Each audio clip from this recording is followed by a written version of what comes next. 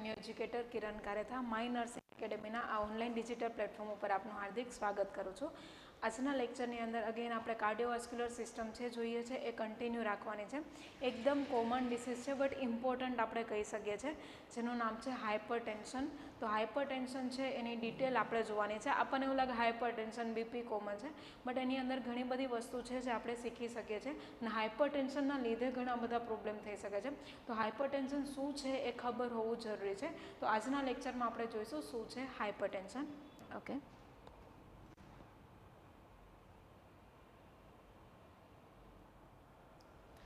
First આપણને આપેલી છે ડેફિનેશન, હાઇપરટેન્શન કોને કહેવાશે. તો હાઇપરટેન્શનની અંદર આપેલું છે it is also known as high blood pressure is a long term medical condition in which the blood pressure in the arteries persistently elevated. શું મતલબ થશે આ વસ્તુનો? એના પહેલાં આપણે એકદમ કોમન જોઈ લઈએ બ્લડ પ્રેશર, જેનો તમને આઈડિયા હોઈ શકે છે. બ્લડ પ્રેશર છે આર્ટરીઝની જે વોલ છે ને, આ આપણી માની લો કે આર્ટરી છે, તો આર્ટરીની અંદરથી આવી રીતના બ્લડ છે એ ફ્લો થતું હશે. તો આ જે બ્લડ ફ્લો થાય છે આર્ટરીની અંદર, એ બ્લડનું પ્રેશર જે આપણી આર્ટરીની વોલ ઉપર આવે છે ને એને કહેવામાં આવે છે બ્લડ પ્રેશર. નોર્મલી પણ આ પ્રેશર આવે છે, બટ કોઈપણ કેસના લીધે આ જે બ્લડ પ્રેશર કે જે આર્ટરીની વોલ ઉપર આવે છે એ એલિવેટ થઈ જશે, મતલબ કે વધી જશે, ઇન્ક્રીઝ થઈ જશે અને પરસિસ્ટન્ટલી એલિવેટ રહેશે. પરસિસ્ટન્સની મતલબ કે કન્ટિન્યુઅસલી સતત જો બ્લડ પ્રેશર એલિવેટ રહેશે ને તો એ વસ્તુને કહેવામાં આવે છે હાઇપરટેન્શન. હવે હાઇપરટેન્શન એમ જોવા જઈએ ને તો પરસિસ્ટન્ટલી વર્ડ અહીંયા યાદ રાખવો જરૂરી છે.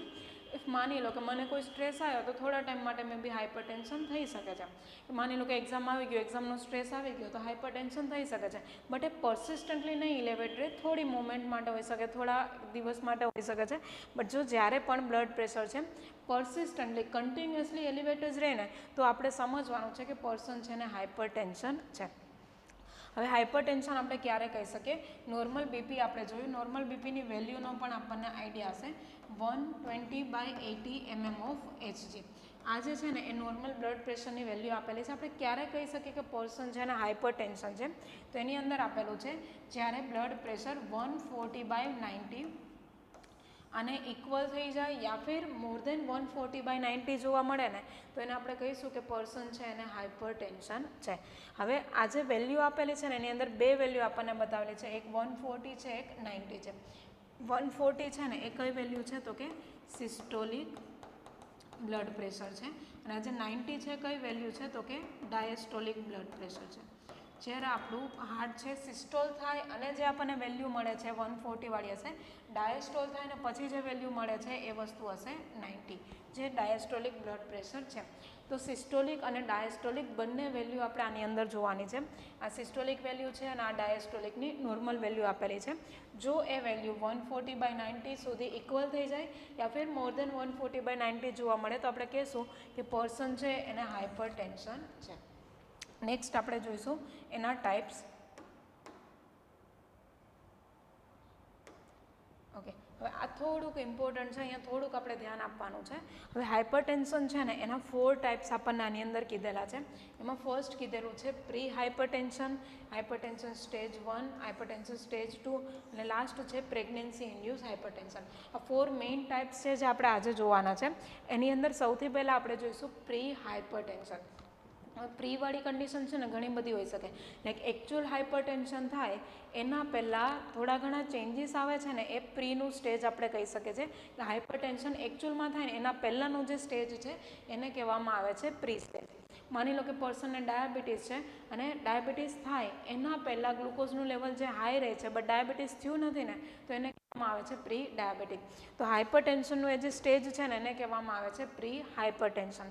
હવે આપણે અહીંયા જોયું એ રીતના કે 120/80 છે ને એ નોર્મલ વેલ્યુ આપેલી છે. એના પછી જ આપણે તરત જોયું કે 140/90 mm ઓફ Hg છે, આના ઇક્વલ હોય યા ફિર આના કરતાં વેલ્યુ ઇન્ક્રીઝ થઈ જાય ને તે વસ્તુને આપણે કીધેલું છે હાઇપરટેન્શન. વોટ ઇફ આ બંને વચ્ચેની વેલ્યુ છે તો એને આપણે કયામાં લઈ શકીએ? માની લો કે પર્સન છે અને 130 બાય અહીંયા જોવા જઈએ કે 88 જેટલું બીપી છે, તો આને આપણે હાઇપરટેન્શન કહી શકીએ? ના કહી શકીએ, બિકોઝ હાઇપરટેન્શન માટે આપણે કયો ક્રાઇટેરિયા લીધેલો છે? 140/90નો ક્રાઇટેરિયા લીધેલો છે. તો આને કહેવાનું શું છે? આને આપણે નોર્મલ કહી શકીએ? બિલકુલ બી ના કહી શકીએ. તો આ જે સ્ટેજ છે ને એને કહેવામાં આવે છે પ્રી હાઇપરટેન્શનનો સ્ટેજ. કે પરસિસ્ટન્ટલી જો આ રીતની વેલ્યુ રહેતી હોય ને તો સમજવાનું છે કે પર્સનને પ્રી હાઇપરટેન્શન છે અને હાઇપરટેન્શનનો રિસ્ક છે. હવે કઈ વેલ્યુ આવશે પ્રી હાઇપરટેન્શનમાં ક્યાંથી લાવી શકે, અહીંયા 1 કરી દેજો બેટા બંનેમાં. 120થી લઈ અને 139 સુધીનું સિસ્ટોલિક બ્લડ પ્રેશર જોવા મળે ને તો એને આપણે પ્રી હાઇપરટેન્શનમાં લઈશું, અને ડાયસ્ટોલિક 81થી 89 જોવા મળે ને તો એને પણ આપણે લઈશું પ્રી હાઇપરટેન્શનમાં. હવે મેં તમને અહીંયા એક વેલ્યુ માની લો કે આપી દઉં છું. વેલ્યુની અંદર મેં તમને કીધેલું છે કે પર્સન છે એનું સિસ્ટોલિક બ્લડ પ્રેશર 132 છે અને એનું ડાયસ્ટોલિક બ્લડ પ્રેશર છે એ 87 છે. તો આને આપણે હાઇપરટેન્શન કહી શકીએ પ્રોપરલી? ના કહી શકીએ. અને નોર્મલ બીપી કહી શકીએ? ના કહી શકીએ. તો આ કયામાં આવશે? પ્રી હાઇપરટેન્શનમાં, હાઇપરટેન્શનની પહેલાંનું સ્ટેજ. તો આવશે પ્રી હાઇપરટેન્શનમાં. આ એસબીપી સિસ્ટોલિક બ્લડ પ્રેશર છે અને આ ડીબીપી ડાયસ્ટોલિક બ્લડ પ્રેશર છે. તો આ આવશે પ્રી હાઇપરટેન્શનમાં. નેક્સ્ટ આપણે જોવા જઈએ હાઇપરટેન્શન સ્ટેજ 1. સ્ટેજ 1માં કઈ રીતના આવી શકે તો કે એસબીપી કેટલું હોય તો કે 140થી લઈ અને 159 સુધી હોય ને ત્યાં સુધી આપણે એને સ્ટેજ 1માં કાઉન્ટ કરશું. ડીબીપીની વેલ્યુ જોઈએ ને તો 90થી લઈ અને 99 સુધીનું ડાયસ્ટોલિક બ્લડ પ્રેશર છે ને એને આપણે લઈશું સ્ટેજ 1ની અંદર. એટલે આ આખો જે ક્રાઇટેરિયા છે એ આવશે સ્ટેજ 1માં. એના પછી નેક્સ્ટ છે થોડું વધારે સિવિયર સ્ટેજ 2 આપેલું છે. ઇફ વેલ્યુ 160ના ઇક્વલ થઈ જાય યા ફિર 160 કરતાં વધારે વેલ્યુ થઈ જાય ને સિસ્ટોલિક બ્લડ પ્રેશરની તો એને આપણે હાઇપરટેન્શનમાં લઈશું સ્ટેજ 2માં. અને ઇફ ડાયસ્ટોલિક બ્લડ પ્રેશરની વેલ્યુ 100 થઈ જાય અને 100 કરતાં ઇક્વલ થઈ જાય યા ફિર મોર દેન 100 થઈ જાય ને ડાયસ્ટોલિક બ્લડ પ્રેશર તો એને આપણે લઈશું સ્ટેજ 2ની અંદર. તો આ 3 વેલ્યુ આપણને આપેલી છે. પ્રી હાઇપરટેન્શન છે, હાઇપરટેન્શન સ્ટેજ 1 છે અને હાઇપરટેન્શન સ્ટેજ 2 છે. આટલી વેલ્યુ છે જે આપણને આની અંદર આપેલી છે. ફોર્થ ટાઈપ જોવા જઈએ ને તો પ્રેગ્નન્સી ઇન્ડ્યુસ હાઇપરટેન્શન છે. હવે પ્રેગ્નન્સી ઇન્ડ્યુસમાં એ હાઇપરટેન્શન સ્ટેજ 1 બી હોઈ શકે, 2 પણ હોઈ શકે છે, કોઈ પણ હોઈ શકે. બટ ડ્યુરિંગ પ્રેગ્નન્સી હોર્મોન્સની અંદર જે ફ્લક્ચ્યુએશન આવે છે, ચેન્જીસ આવે છે એના પ્રોડક્શનમાં અને એના લીધે જો હાઇપરટેન્શન ડેવલપ થાય ને ડ્યુરિંગ પ્રેગ્નન્સી તો આપણે એને કહીશું પ્રેગ્નન્સી ઇન્ડ્યુસ હાઇપરટેન્શન. સ્ટેજ 1નું પણ હોઈ શકે, સ્ટેજ 2નું પણ હોઈ શકે, એ પ્રીના સ્ટેજમાં પણ હોઈ શકે છે. ડ્યુરિંગ પ્રેગ્નન્સી આ પણ થઈ શકે, આ પણ થઈ શકે, આ પણ થઈ શકે, બટ મેઇન આપણે એને કયું કહી શકીએ તો કે પ્રેગ્નન્સી ઇન્ડ્યુસ હાઇપરટેન્શન. પછી સેકન્ડરીમાં આપણે કહી શકીએ કે સ્ટેજ 1નું છે, 2નું છે કે પ્રી છે. તો મેઇન 4 ટાઈપ્સ છે જે આપણને જોવા મળશે હાઇપરટેન્શનની અંદર.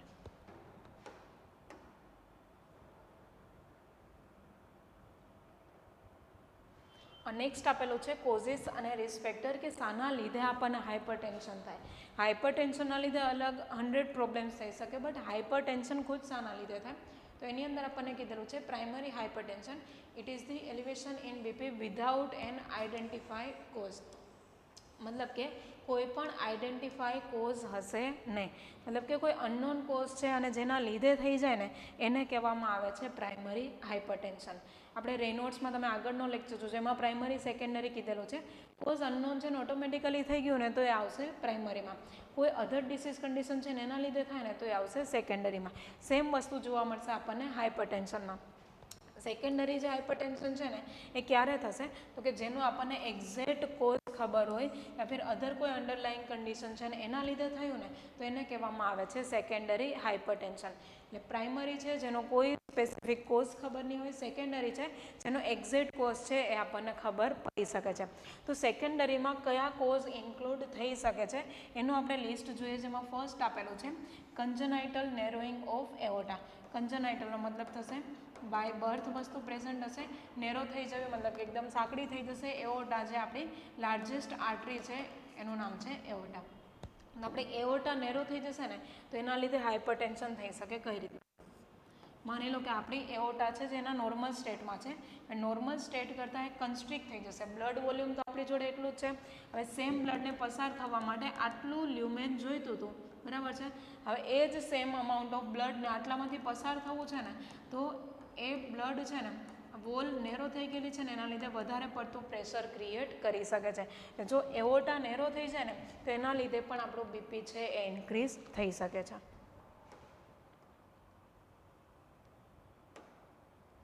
નેક્સ્ટ આપણને આપેલું છે શાના લીધે બીજું થઈ શકે, તો એમાં આપેલું છે રિનલ ડિસીઝના લીધે, કિડનીના લીધે આપણને આવો પ્રોબ્લેમ થઈ શકે છે. આપણે આગળ પેથોફિઝિયોલોજીમાં ડિટેલમાં જોઈશું કે કિડનીના લીધે કઈ રીતના પ્રોબ્લેમ થાય. સિમ્પલ મેં તમને અહીંયા કહી દઉં, રાસ એક્ટિવેશન થાય ને, રાસ એક્ટિવેશનના લીધે આપણને આ રીતની વસ્તુ જોવા મળી શકે છે.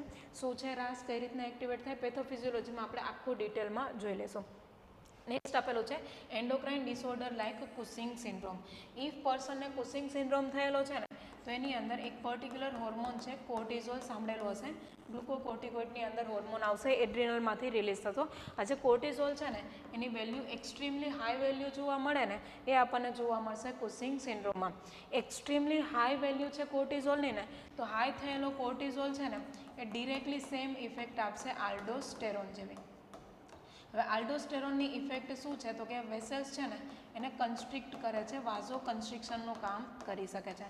એટલે જો કોઈ પર્સનને કુસિંગ સિન્ડ્રોમ થયો, એક્સ્ટ્રીમલી કોર્ટિઝોલનું લેવલ સ્પાઇક થશે, તો એવા કેસમાં એ કોર્ટિઝોલ છે એ ડિરેક્ટ સેમ ઇફેક્ટ આપશે આલ્ડોસ્ટેરોન જેવી. આલ્ડોસ્ટેરોનની નોર્મલ ઇફેક્ટ છે એ વેસલ્સને કન્સ્ટ્રિક્ટ કરી શકે છે.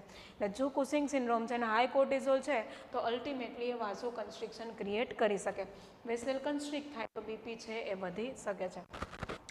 નેક્સ્ટ આપણને આપેલું છે neurological disorder like brain tumour યા ફિર હેડ ઇન્જરી.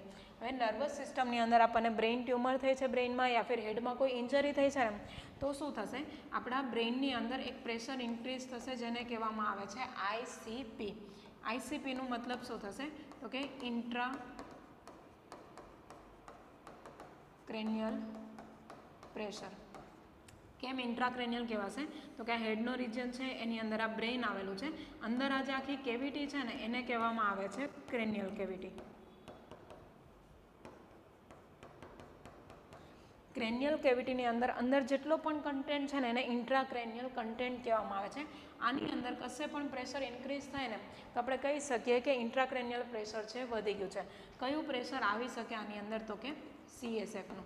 શું મતલબ થશે સીએસએફનો, તો કે સેરેબ્રોસ્પાઇનલ ફ્લુઇડ. બ્રેઇન ટ્યુમર થઈ છે, હેડ ઇન્જરી થઈ છે, એવા કેસની અંદર સીએસએફનું પ્રેશર જો અહીંયા વધી જશે ને, તો એને કહેવામાં આવે છે કે આપણું ઇન્ટ્રાક્રેનિયલ પ્રેશર છે ઇન્ક્રીઝ થયેલું છે. આઈસીપી છે એની વેલ્યુ ઇન્ક્રીઝ થયેલી છે. નોર્મલ આઈસીપીની વેલ્યુ કેટલી હોઈ શકે, તો કે 18 to 15 mm ઓફ એચજી જેટલી વેલ્યુ છે ને એ આઈસીપીની નોર્મલ છે. જો 20 કરતાં હાઈ જશે ને, તો આપણે કહીશું કે આઈસીપી ઇન્ક્રીઝ થયેલું છે. 15 છે, 16, 17 જશે ને કોઈ પ્રોબ્લેમ નથી, બટ ઇફ એ 20ના અબોવ જશે ને, તો એને કહેવામાં આવે છે આઈસીપી છે ઇન્ક્રીઝ થયેલું છે. હવે ઓલરેડી ક્રેનિયલ કન્ટેન્ટની અંદર આઈસીપી ઇન્ક્રીઝ થયેલું છે, અંદર ઓલરેડી બહુ વધારે પડતું પ્રેશર ક્રિએટ થયેલું છે. તો એવા કેસમાં શું થશે, જેટલું બ્લડ પહોંચવું જોઈએ ને એટલું નહીં પહોંચી રહે, બિકોઝ અંદર આખું પ્રેશર લાઇક કન્ડિશન છે. ફિર બી આપણું બ્રેઇન શું કરશે કે ત્યાં બ્લડ છે એને પહોંચાડવાનો ટ્રાય કરશે, પ્રેશર ત્યાં વધારવાનો ટ્રાય કરશે. બ્લડ નહીં પહોંચે વેસલ્સમાં, તો બ્લડ વેસલ્સની અંદર પ્રેશર આવશે, અહીંયા નહીં આવે, તો બીપી કેવું થઈ જશે, ડાઉન થઈ જશે. આઈસીપી વધી જાય ને તો બીપી છે ડાઉન થઈ શકે છે આ રિજિયનની અંદર. હોલ બોડીની વાત નહીં કરતી, આ રિજિયનમાં બીપી ડાઉન થઈ શકે છે. ફિર બી આઈસીપી વધી ગયું છે ને ફિર બી શું કરશે કે આપણું બ્રેઇન છે ને ત્યાં બ્લડ પ્રેશર નોર્મલ કરવાનો ટ્રાય કરશે. તો એ નોર્મલ કરવા માટે શું કરશે, તો કે આપણી ત્યાંની જે સપ્લાય કરતી બ્લડ વેસલ્સ છે ને એને કન્સ્ટ્રિક્ટ કરી દેશે. જો વધારે કન્સ્ટ્રિક્ટ થઈ જશે ને, તો એવા કેસની અંદર ત્યાં પણ બીપી છે એ ઇન્ક્રીઝ થઈ શકે છે. તો આવા કેસની અંદર પણ થઈ શકે છે. નેક્સ્ટ આપણને આપેલું છે સ્લીપ એપનિયા. શું મતલબ થશે, સ્લીપ મતલબ કે ડ્યુરિંગ સ્લીપ, એપનિયાનો મતલબ થશે પર્સન છે બિલકુલ પણ બ્રીથ ના લઈ શકે યા ફિર એકદમ ઓછા બ્રીથ લઈ શકે ને, તો એને કહેવામાં આવે છે એપનિયા. હવે સ્લીપ એપનિયાની અંદર શું થશે, પર્સન જ્યારે સૂઈ જશે, સ્લીપિંગ સિચ્યુએશનમાં હશે ને, તો એવા કેસમાં પ્રોબ્લેમ શું થશે, એની રેસ્પિરેટરી સિસ્ટમ છે ને કમ્પ્લીટલી કોલેપ્સ થઈ જશે, બિલકુલ પણ બ્રીથિંગ નહીં જોવા મળે. તો પ્રોબ્લેમ શું થશે, બ્રીથિંગનું મેઇન કામ શું છે, આપણે બોડીને ઓક્સિજન પ્રોવાઈડ કરે છે અને બોડીમાંથી CO2 છે એને એલિમિનેટ કરે છે, રિમૂવ કરવાનો ટ્રાય કરશે, રિમૂવ કરશે બેઝિકલી. તો એપનિયા થશે તો થશે શું કે ઓક્સિજન જેટલો આવવો જોઈએ એટલો નહીં આવી શકે, બિકોઝ બ્રીથિંગ રેટ છે જ નહીં, અને CO2 જેટલો એલિમિનેટ થવો જોઈએ એટલો નહીં થઈ શકે. તો અંદર બોડીમાં શું થશે, O2ની વેલ્યુ ડાઉન થઈ જશે, રેસ્પિરેશન નોર્મલ નથી એના લીધે, અને CO2ની વેલ્યુ કેવી થઈ જશે, હાઈ થઈ જશે. એટલે બોડીમાં શું થશે, O2ની વેલ્યુ ડાઉન થશે ને, તો એના લીધે હાઇપોક્સેમિયા થઈ શકે છે, અને CO2ની વેલ્યુ હાઈ જશે ને એને કહેવામાં આવે છે હાઇપર કેપનિયા. ઓકે, તો જે પર્સન છે એનું CO2 અને CO2નું લેવલ ઓછું થઈ ગયું છે, CO2નું લેવલ વધી ગયું છે, હાઇપોક્સેમિયા અને હાઇપરકેપ્નિયા જેવી કન્ડિશન અરાઇઝ થઈ છે ને, તો શું થશે કે બોડીમાં ઓક્સિજનની શોર્ટેજ છે. ઓક્સિજન મેઇન છે કે જે બધા ઓર્ગનને સર્વાઈવ કરવા માટે જરૂરી છે. એની જ વેલ્યુ ડાઉન જશે ને તો બોડીની અંદર એક સ્ટ્રેસફુલ સિચ્યુએશન અરાઇઝ થશે. જ્યારે પણ આપણે એક્સટર્નલી કોઈ સ્ટ્રેસ લઈએ છીએ, ઇમોશનલ સ્ટ્રેસ કે બોડીની અંદર કોઈ પણ સ્ટ્રેસ આવે ને, ડિરેક્ટલી સિસ્ટમ એક્ટિવેટ થશે, SNS સિમ્પેથેટિક નર્વસ સિસ્ટમ, અને ડિરેક્ટલી એની વેસલ્સ ઉપર ઇફેક્ટ આપશે કન્સ્ટ્રિક્શનની. જો વેસલ કન્સ્ટ્રિક્ટ થશે ને તો અગેન બ્લડ પ્રેશર છે એ હાઈ થઈ શકે છે. એટલે કોઈ પર્સનને સ્લીપ એપનિયા છે, હાઇપોક્સેમિયા અને હાઇપરકેપ્નિયા જેવી કન્ડિશન અરાઇઝ થાય ને તો એના લીધે અલ્ટિમેટલી કન્સ્ટ્રિક્શન થવાનું રિસ્ક રહેશે અને એના લીધે BP હાઈ થઈ શકે. નેક્સ્ટ આપેલું છે સર્ટેન મેડિકેશનના લીધે આપણને આવું થઈ શકે. ઓરલ કોન્ટ્રાસેપ્ટિવ પિલ્સ, એને નામ સાંભળેલું હશે, OCP. હવે ઓરલ કોન્ટ્રાસેપ્ટિવ પિલ્સ છે ને એની અંદર આપણને એક ઇસ્ટ્રોજન જોવા મળે છે. હવે ઇસ્ટ્રોજન એમ જોવા જઈએ તો વેસલ્સ માટે સારું કામ કરશે, બટ ઇસ્ટ્રોજનની એક એવી પણ ઇફેક્ટ છે કે એ સોડિયમ, બોડીની અંદર સોડિયમ અને વોટર છે ને રીએબ્ઝોર્બ કરાવી શકે છે. હવે એને રીએબ્ઝોર્બ કરાવશે ને તો શું થશે, બોડીની અંદર વેસલ્સમાં એને કોઈ ઇફેક્ટ નહીં આપે, એ વેસલ્સને તો સારું એવું કામ કરે છે, એને તો પ્રોપરલી રિલેક્સ બી રાખી શકે છે. બટ જો સોડિયમ અને વોટર છે એનું રીએબ્ઝોર્પ્શન વધારશે ને તો જે વસ્તુ બોડી થ્રુ યુરિન થ્રુ બહાર નીકળી જવી જોઈએ, એક્સક્રીટ થઈ જવી જોઈએ ને, એ થઈ શકશે નહીં. એટલે હવે આપણા બ્લડની અંદર સોડિયમ બી હશે, વોટર બી હશે, તો થશે શું, તો કે આપણું બ્લડ વોલ્યુમ છે ને એ સોડિયમ ને વોટર બહાર નથી નીકળી શક્યા ને એના લીધે બ્લડ વોલ્યુમ કેવું થઈ જશે, ઇન્ક્રીઝ થઈ જશે. બે વસ્તુના લીધે હાઇપરટેન્શન થાય, સમજી લેજો. આ એક નોર્મલ સ્ટેટ આપેલું સેલ્સનું, આ કન્સ્ટ્રિક્ટ થયેલી છે અને આ ડાયલેટ થયેલી છે. સેમ અમાઉન્ટ ઓફ બ્લડ હશે ને, બરાબર, તો અહીંયા નોર્મલ બીપી રહેશે. સેમ જ અમાઉન્ટ છે તો અહીંયા બીપી કેવું થશે, વેસલ નેરો થાય એના લીધે હાઈ થશે, અને અહીંયા ડાયલેશનના લીધે બીપી કેવું થશે, લો થશે. તો આ ચેન્જીસ આવ્યા શામાં, બ્લડ અમાઉન્ટમાં ચેન્જીસ આવ્યા નહીં, ચેન્જીસ શામાં આવેલા છે, વેસલ્સની અંદર કન્સ્ટ્રિક્શન ને ડાયલેશન થયું છે, તો એના લીધે પણ આવો પ્રોબ્લેમ થઈ શકે છે. બીજું એક આપણને આપેલું છે કે બ્લડ વોલ્યુમના લીધે પણ આવું થઈ શકે છે. હવે માની લો કે વેસલ્સ નોર્મલ જ છે, બરાબર છે, બટ બ્લડ અહીંયાથી જે ફ્લો થવું જોઈએ, if A blood volume increase થઈ ગયું છે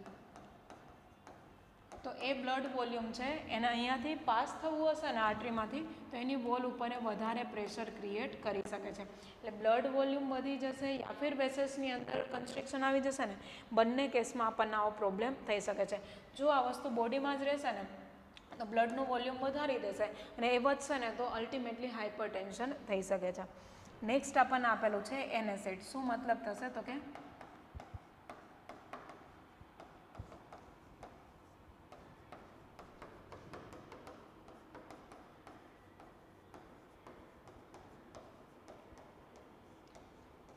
નામ સાંભળેલું હોઈ શકે છે મે બી, NSAIDs જેનું ફૂલ ફોર્મ થશે non steroidal anti inflammatory drugs. NSAIDs છે ને એ ડિરેક્ટલી વાઝો કન્સ્ટ્રિક્શન ના કરી શકે. એ કઈ રીતના વાઝો કન્સ્ટ્રિક્શનની ઇફેક્ટ લાવી શકે, તો એની અંદર છે એક પર્ટિક્યુલર છે પ્રોસ્ટાગ્લેન્ડિન, શાયદ સાંભળેલું હોઈ શકે છે. આ જે પ્રોસ્ટાગ્લેન્ડિન્સ છે ને એનું કામ છે એ બ્લડ વેસલ્સ છે ને એને ડાયલેટ કરે છે યા ફિર એને રિલેક્સ રાખવાનું કામ કરશે.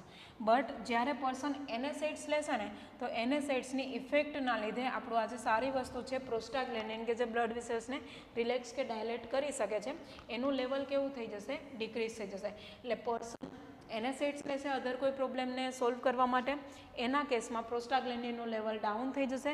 એ ડાઉન થશે કે જે રિલેક્સને ડાયલેટ રાખી શકે, એ જ વસ્તુનું અમાઉન્ટ ઓછું છે ને તો અલ્ટિમેટલી કઈ વસ્તુ થઈ શકે તો કે કન્સ્ટ્રિક્શન થઈ શકે છે, અને કન્સ્ટ્રિક્શન થશે તો BP હાઈ થઈ શકે છે. કોકેન ક્લિયર ઇફેક્ટ છે, એમાં કંઈ જ નથી. કોકેનની ડિરેક્ટ ઇફેક્ટ આપે છે વાઝો કન્સ્ટ્રિક્શનની, તો એના લીધે આવો પ્રોબ્લેમ થઈ શકે. નેક્સ્ટ આપણને આપેલું છે સિરોસિસ ઓફ લીવર કરીને. સિરોસિસ ઓફ લીવર, અહીંયા જો લીવર આપણને બતાવેલું છે, સિરોસિસ થઈ ગયેલું છે. બેઝિકલી થશે શું આની અંદર તો કે લીવર છે ને એ આખું ડેમેજ થઈ જાય. એકવાર આપણી બોડીની અંદર નોર્મલ સેલ કે ટિશ્યુ ડેમેજ થઈ જશે ને એની જગ્યા ઉપર જે ટિશ્યુ ફોર્મ થાય ને એને કહેવામાં આવે છે સ્કાર ટિશ્યુ, યા ફિર આપણે એને કહી શકીએ છીએ ફાઇબ્રસ ટિશ્યુ. હવે આ જે પર્ટિક્યુલર ટિશ્યુ છે ને એની અંદર એટલી ઇલાસ્ટિસિટી કે જે એની અંદર સોફ્ટનેસ હોવી જોઈએ ને આપણને નહીં જોવા મળે, એકદમ ટફ હાર્ડ ટાઈપની ટિશ્યુ હશે. તો આવી રીતના આખું સિરોસિસ ફોર્મ થઈ ગયેલું છે, ફાઇબ્રસ ટિશ્યુ ફોર્મ થઈ ગયું ને તો લીવરની અંદરની જે બ્લડ વેસલ્સ હશે ને એ નોર્મલી જે ડાયલેટ થઈ શકવી જોઈએ, જે કન્સ્ટ્રિક્ટ થઈ શકવી જોઈએ ને એવી નોર્મલ ઇફેક્ટ આપણને આમાં જોવા મળશે નહીં. એના લીધે જે હાઇપરટેન્શન થશે ને એને કહેવામાં આવે છે પોર્ટલ હાઇપરટેન્શન. બિકોઝ લીવરની અંદર જે વેઇન આવેલી છે એને કહેવામાં આવે છે પોર્ટલ વેઇન. ઇફ પોર્ટલ વેઇનની અંદર બ્લડ પ્રેશર વધી જશે ફાઇબ્રસ ટિશ્યુના લીધે તો એને કહેવામાં આવે છે પોર્ટલ હાઇપરટેન્શન. તો સિરોસિસ ઓફ લીવરના લીધે પણ થઈ શકે છે. નેક્સ્ટ આપણને આપેલા છે રિસ્ક ફેક્ટર કે કયા રિસ્ક ફેક્ટરના લીધે આપણને આવું થઈ શકે. તેમાં ફર્સ્ટ કીધેલું છે એજ. એજની અંદર સ્પેસિફિકલી છે આફ્ટર 50 યર્સ ઓફ એજ. 50 કરતાં એજ વધી જશે ને તો આપણને આવો પ્રોબ્લેમ થઈ શકે. બિકોઝ 50 પછી છે ને CAD થવાનો રિસ્ક વધી જશે. CAD શું છે તો કે કોરોનરી આર્ટરી ડિસીઝ.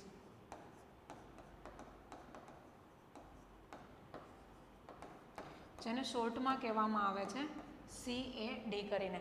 હવે કોરોનરી આર્ટરી શું છે તો કે કોરોનરી આર્ટરી છે એ સ્પેસિફિકલી હાર્ટને સપ્લાય કરતી આપણી આર્ટરી છે. હવે હાર્ટને સપ્લાય કરતી કોરોનરી આર્ટરી છે ઇનકેસ ડેમેજ થઈ ગઈ તો હાર્ટને જોઈએ એટલું બ્લડ સપ્લાય મળશે નહીં મળી રહી. બિકોઝ મેઇન કઈ સપ્લાય કરતી હતી કોરોનરી આર્ટરી. એમાં જ કોઈ ડિસીઝ થઈ ગયો છે તો એ વેસલ્સ કેવી થઈ જશે ડેમેજ થઈ જશે. હાર્ટને જોઈએ એટલું બ્લડ સપ્લાય મળી રહેશે નહીં. તો એવા કેસમાં શું પ્રોબ્લેમ થઈ શકે છે. હવે કોરોનરી આર્ટરી ડેમેજ થઈ ગયેલી છે, બ્લડ સપ્લાય જોઈએ એટલો નથી મળી રહેતો તો એવા કેસમાં શું થશે કે હાર્ટ છે કે જેનું કામ છે પમ્પિંગ કરવાનું એ પ્રોપરલી પમ્પિંગ કરી શકશે નહીં. અને પમ્પિંગ નહીં કરી શકે તો આખી બોડીની અંદર જેટલું બ્લડ જવું જોઈએ એટલું નહીં જાય. કોઈ પણ ઓર્ગનમાં જોઈએ એટલું બ્લડ નહીં જાય ને તો બોડીને એવું લાગશે કે BP ઓછું થઈ ગયેલું છે. વેસલ્સને કેવી કન્સ્ટ્રિક્ટ કરશે તો કે કન્સ્ટ્રિક્ટ કરશે કમ્પેન્સેટ કરવા માટે. અગેન કન્સ્ટ્રિક્ટ થશે તો આપણને આ રીતનો પ્રોબ્લેમ થઈ શકે છે. રિસ્ક ફેક્ટર આપણે જોઈએ છે હાઇપરટેન્શનના. એની અંદર નેક્સ્ટ આપણને આપેલું છે આલ્કોહોલ, સ્મોકિંગ અને ડાયાબિટીસ મલાઇટસ કરીને. કઈ રીતના આપણે આલ્કોહોલના લીધે થઈ શકે. હવે આલ્કોહોલ છે ને એ આપણી બ્લડ વેસલ્સમાં બે રીતની ઇફેક્ટ આપી શકે છે. હવે ઇફ આપણે ઓછા અમાઉન્ટમાં લીધેલું છે ને આલ્કોહોલ તો એ ઇફેક્ટ આપશે વાઝો ડાયલેશનની. ઇફ આલ્કોહોલનું અમાઉન્ટ આપણે વધારી દીધેલું છે ને તો એ ઇફેક્ટ આપશે આપણને વાઝો કન્સ્ટ્રિક્શનની. એટલે ઇફ કોઈ પર્સન છે આલ્કોહોલથી એડિક્ટ છે, જો બહુ વધારે અમાઉન્ટની અંદર આલ્કોહોલ લેશે ને તો એની વેસલ્સ છે એ કન્સ્ટ્રિક્ટ થઈ શકે છે. વેસલ કન્સ્ટ્રિક્ટ થશે તો ઓબ્વિયસ છે વેસલ્સ આવી રીતના નેરો થઈ જશે તો બ્લડ અહીંયાથી જે ફ્લો થશે ને એનું વધારે પડતું પ્રેશર્સ છે એ આર્ટરીની વોલ ઉપર આવી શકે, જેને કહેવામાં આવે છે હાઇપર ટેન્શન. એટલે આલ્કોહોલના લીધે આપણને આવું થઈ શકે છે. નેક્સ્ટ આપણને આપેલું છે સ્મોકિંગ. સ્મોકિંગ છે એની અંદર એક ટોક્સિક સબસ્ટન્સ આવેલું છે જેને કહેવામાં આવે છે નિકોટિન. નિકોટિન છે ને એની ક્લિયર ઇફેક્ટ છે. કોઈ પણ કેસની અંદર બોડીમાં નિકોટિન જશે ને એ ટોબેકો થ્રુ જશે, સ્મોકિંગ થ્રુ જશે તો એની એક જ ઇફેક્ટ આપણને જોવા મળશે વાઝો કન્સ્ટ્રિક્શનની. વેસલ કન્સ્ટ્રિક્ટ થશે, અગેન પર્સન છે ને હાઇપરટેન્શન જેવો ઇસ્યુ થઈ શકે છે. એટલે પર્સન આલ્કોહોલ લેશે તો પણ વાઝો કન્સ્ટ્રિક્શન થશે, સ્મોકિંગ કરશે તો પણ વાઝો કન્સ્ટ્રિક્શન થઈ શકે છે. તો બંનેના લીધે પર્સનને હાઇપરટેન્શન થઈ શકે. નેક્સ્ટ આપણને આપેલું છે DM. નામ સાંભળેલું હશે. DMનો મતલબ થશે ડાયાબિટીસ મલાઇટસ. હવે ડાયાબિટીસ થશે તો પર્સનની અંદર શાની વેલ્યુ વધી જશે તો એની અંદર આવશે ગ્લુકોઝ. ગ્લુકોઝની વેલ્યુ હાઈ થઈ જાય છે અને એના લીધે જે ડિસીઝ થાય એને આપણે કહીશું ડાયાબિટીસ મલાઇટસ. પણ જે ગ્લુકોઝની વેલ્યુ હાઈ થાય ને એના માટે આપણે ટર્મ યુઝ કરશું હાઇપર ગ્લાયસેમિયા. હવે હાઇપર ગ્લાયસેમિયા થશે ને તો એ વધી ગયેલું ઇન્ક્રીઝ થયેલું ગ્લુકોઝનું લેવલ છે ને એ આપણી બ્લડ વેસલ્સ છે ને એની ઇલાસ્ટિસિટી છે એ ઇલાસ્ટિસિટીને ડેમેજ કરી દેશે. ઇલાસ્ટિસિટી આપણે કોને કહી શકીએ? કોઈ પણ વસ્તુ ખેંચાઈ શકે, ખેંચાઈને ફરીથી એના નોર્મલ શેપમાં આવી જાય ને તો આપણે કહી શકીએ કે એમાં ઇલાસ્ટિસિટી છે. લાઈક રબર છે, આપણે ખેંચી શકીએ, મૂકી દઈશું ને તો ફરીથી એના પાછા શેપમાં આવી જશે. તો આ રીતની ઇલાસ્ટિસિટી છે ને આપણી વેસલ્સની અંદર પણ પ્રેઝન્ટ હશે. હવે આ જે ઇલાસ્ટિસિટી છે ને વધી ગયેલું ઇન્ક્રીઝ થયેલું ગ્લુકોઝનું લેવલ છે ને આ વેસલ્સમાં જે ઇલાસ્ટિસિટી આવેલી હશે ને એને આખી ડેમેજ કરી દેશે. એટલે આપણી વેસલ્સ કેવી થઈ જશે? એકદમ સ્ટીફ થઈ જશે. એકદમ હાર્ડ થઈ જશે. તો એવા કેસની અંદર જ્યારે એને ડાયલેટ થવાનું છે ને એ પ્રોપરલી ડાયલેટ થશે નહીં. અને એવા કેસમાં અહીંયાથી વધારે વોલ્યુમવાળું બ્લડ પાસ થશે ને તો એ ડાયલેટ નહીં થાય તો બહુ વધારે પડતું પ્રેશર છે એ ક્રિએટ કરી શકે છે. તો હાઇપરગ્લાયસેમિયાના લીધે પણ અલ્ટિમેટલી આપણને હાઇપર ટેન્શન થઈ શકે છે. નેક્સ્ટ આપેલું છે ને એકદમ કોમન આપેલું છે excessive dietary intake of sodium. Sodium આપણે એકદમ ગુજરાતીમાં કહીએ ને મીઠું વધારે ખાઈએ તો આપણને હાઇપર ટેન્શન થાય છે. સોડિયમનું અમાઉન્ટ આપણે બહુ વધારે લીધેલું છે ને તો બહુ વધારે સોડિયમ છે તો કિડની છે એ પોસિબલ હશે એટલું રિમૂવ કરશે, એક્સક્રીટ કરશે. બટ જે એક્સ્ટ્રા સોડિયમ છે ને એ વધારે પડતું રિમૂવ થશે નહીં. તો જે એક્સ્ટ્રા સોડિયમ કે જે બોડીની અંદર રહી જશે ને તો સોડિયમ રહી જશે કોઈ પ્રોબ્લેમ નથી. બટ સોડિયમ શું કરશે? વોટરને એટ્રેક્ટ કરશે. એટલે બોડીની અંદર સોડિયમ બી રહી ગયેલું છે, એણે વોટરને એટ્રેક્ટ કર્યું એટલે વોટર પણ રહી ગયેલું છે. તો હવે આપણી બોડીની અંદર સોડિયમનું પણ અમાઉન્ટ વધારે છે અને વોટરનું પણ અમાઉન્ટ વધારે છે. ઇન્ક્રીઝડ સોડિયમ લેવલ અને ઇન્ક્રીઝડ વોટર છે ને એ બંને આપણને જોવા ક્યાં મળશે? બ્લડની અંદર. તો અલ્ટિમેટલી શું થશે? વધારે પડતા સોડિયમ અને વધારે પડતા જે વોટર રિટેન થઈ ગયું છે બોડીમાં રહી ગયું છે ને એના લીધે શું થશે? બ્લડનું જે વોલ્યુમ છે ને એ કેવું થઈ જશે? ઇન્ક્રીઝ થઈ જશે. વોલ્યુમ વધી જશે ને તો પણ આપણને હાઇપર ટેન્શન થઈ જશે. આપણે આગળ જોઈ રીતના યા તો બ્લડ વેસલ્સમાં ચેન્જીસ આવે તો હાઇપર ટેન્શન થઈ શકે, યા તો બ્લડનું વોલ્યુમ વધી જાય ને તો પણ આપણને હાઇપર ટેન્શન થઈ શકે છે. એટલે સોડિયમના લીધે થઈ શકે. નેક્સ્ટ આપેલું છે જેન્ડર કોઝિસ અને રિસ્પેક્ટરમાં છે. જનરલી જોવા જઈએ તો હાઇપર ટેન્શનના કેસીસ છે એ ફિમેલની કમ્પેરમાં મેલની અંદર વધારે જોવા મળે છે. એના પાછળના રીઝનની અંદર આપણે જોવા જઈએ ને તો પોસિબિલિટીમાં છે કે જે મેલ હોય છે બેઝિકલી આખું ઘર આપણે ઇન્ડિયાની અંદર જોવા જઈએ તો આખું ઘર ચલાવવાનું કામ મેલ કરતા હોય છે. તો એના ઉપર આખા ઘરને ચલાવવાનો સ્ટ્રેસ છે એ વધારે પડતો હોઈ શકે છે. જેટલો વધારે સ્ટ્રેસ લેશે ને એની નર્વસ સિસ્ટમ છે સિમ્પેથેટિક નર્વસ સિસ્ટમ એ એક્ટિવેટ થશે અને એક્ટિવેટ થયેલી સિમ્પેથેટિક નર્વસ સિસ્ટમ ડિરેક્ટલી શું કરશે? તો કે વાઝો કન્સ્ટ્રિક્શન કરશે. એટલે સ્ટ્રેસના લીધે આવું આપણને થઈ શકે છે. સેકન્ડ કે કેમ આપણને મેલની અંદર વધારે હાઇપર ટેન્શનના કેસ જોવા મળે તો સેકન્ડ આપણને એની અંદર કીધેલું છે પર્સન છે મેલ એની અંદર એંગર ઇસ્યુ પણ વધારે હોય છે તો એવા ટાઈમે પણ એસએનએસ એક્ટિવેટ થાય અને વાઝો કન્સ્ટ્રિક્શન થઈ શકે છે. થર્ડ રીઝન આપણે જોવા જઈએ ને તો એ આવશે મિલના રિલેટેડ. હવે જે આપણે ફૂડ કન્ઝમ્પશનની વાત કરીએ ને તો ફિમેલ કરતાં મેલ છે ને એને થોડું વધારે ફૂડ જોઈએ છે. લાઈક ફિમેલ આપણે 1-2 રોટલી ખાઈએ ને તો મેલ છે એને થોડી 3-4 કે 5 રોટલી જોઈ જાય છે. બિકોઝ એ લોકોનું મસલ માસ એવું હોય છે, એ લોકોની એક્ટિવિટી એવી હોય છે, એના લીધે આવું થાય છે. હવે મિલ્સ બહુ વધારે લઈશું ને તો કોઈ પ્રોબ્લેમ છે નહીં બિકોઝ આપણા બોડીને મેલના બોડીને રિક્વાયરમેન્ટ છે. બટ એ મિલ્સની અંદર કોલેસ્ટેરોલ વધારે લીધું યા ફિર ફેટી સબસ્ટન્સ આપણે વધારે લીધેલા છે તો આ જે ઇન્ક્રીઝ કોલેસ્ટેરોલ છે, ઇન્ક્રીઝ ફેટી સબસ્ટન્સ છે ને એ શું થશે? આપણી આ વેસલ્સની વોલ છે જેટલું વધારાનું કોલેસ્ટેરોલ છે, જેટલા વધારાના ફેટી સબસ્ટન્સ છે ને એ બધું શું થશે? આપણી વેસલ્સની વોલ ઉપર આવી રીતના જમા થઈ જશે. હવે એ જો આવી રીતના ડિપોઝિટ થઈ જશે ને તો આપણી વેસલ્સની વોલ કે જે પહેલાં આટલી હતી અને આરામથી અહીંયાથી બ્લડ ફ્લો થતું હતું, બંને સાઈડ ઉપર કોલેસ્ટેરોલ ને ફેટ જમા થઈ ગયું છે તો અહીંયાથી બ્લડ છે ને એને પાસ થવા માટે એકદમ ઓછી જગ્યા મળી રહેશે. તો આ બ્લડ છે ને એનું પ્રેશર આ વેસલ્સની વોલ ઉપર વધારે આવશે જેને આપણે કહીશું હાઇપર ટેન્શન. એટલે જનરલી આવી રીતના બધા કેસીસના લીધે ફિમેલ કરતાં મેલની અંદર કેસીસ આપણને વધારે જોવા મળશે. નેક્સ્ટ આપેલું છે ફેમિલી હિસ્ટ્રી. આગળ ફેમિલીમાં કોઈને હોય તો આપણને થવાનું રિસ્ક રહી શકે છે. નેક્સ્ટ આપણને છે સેડેન્ટરી લાઇફસ્ટાઇલ કરીને. ઓકે, હવે સેડેન્ટરી લાઇફસ્ટાઇલ મતલબ આપણે ગુજરાતીમાં કહીએ ને બેઠાડું જીવન હોય ને તો આપણને આ રીતનો પ્રોબ્લેમ વધારે થઈ શકે છે. હવે પ્રોબ્લેમ શું થશે? જ્યારે માની લો કે આપણે ફૂડની અંદર આપણે આગળ જોઈએ રીતના કે કોલેસ્ટેરોલ ઓઇલ કન્ઝ્યુમ કરીએ તો કોલેસ્ટેરોલ બોડીમાં બહુ વધારે જશે. હવે વધારે કોલેસ્ટેરોલ ગયું બટ ઇફ આપણે એક્સરસાઇઝ કરી લીધેલી છે ને તો એક્સરસાઇઝ શું કરશે? કોલેસ્ટેરોલનું જે લેવલ છે ને એને એ ઓછું કરી દેશે. કોલેસ્ટેરોલ નહીં વધે ને તો આપણને આવો કોઈ પ્રોબ્લેમ થશે નહીં. બટ સેડેન્ટરી લાઇફસ્ટાઇલ હશે ને પર્સનનું જીવન જ આખું બેઠાડું થઈ ગયું હશે તો એવા કેસની અંદર શું છે? એ એક્સરસાઇઝ કરશે નહીં. અને જેટલું પણ કોલેસ્ટેરોલ છે કે જે નોર્મલી એક્સરસાઇઝથી ઓછું થઈ જવું જોઈએ એ નહીં થાય અને ઇન્ક્રીઝ થયેલું કોલેસ્ટેરોલ છે ને આખું વેસલ્સની વોલની અંદર જમા થઈ જશે અને વેસલ્સની વોલ છે એને નેરો કરી દેશે જેનાથી બ્લડ પાસ થશે ને તો બહુ વધારે પડતું પ્રેશર આવી શકે છે. નેક્સ્ટ આપેલું છે સ્ટ્રેસ. સ્ટ્રેસની અંદર એકદમ કોમન પેથોફિઝિયોલોજી. પર્સન સ્ટ્રેસ લેશે, સિમ્પેથેટિક નર્વસ સિસ્ટમ છે એ એક્ટિવેટ થશે.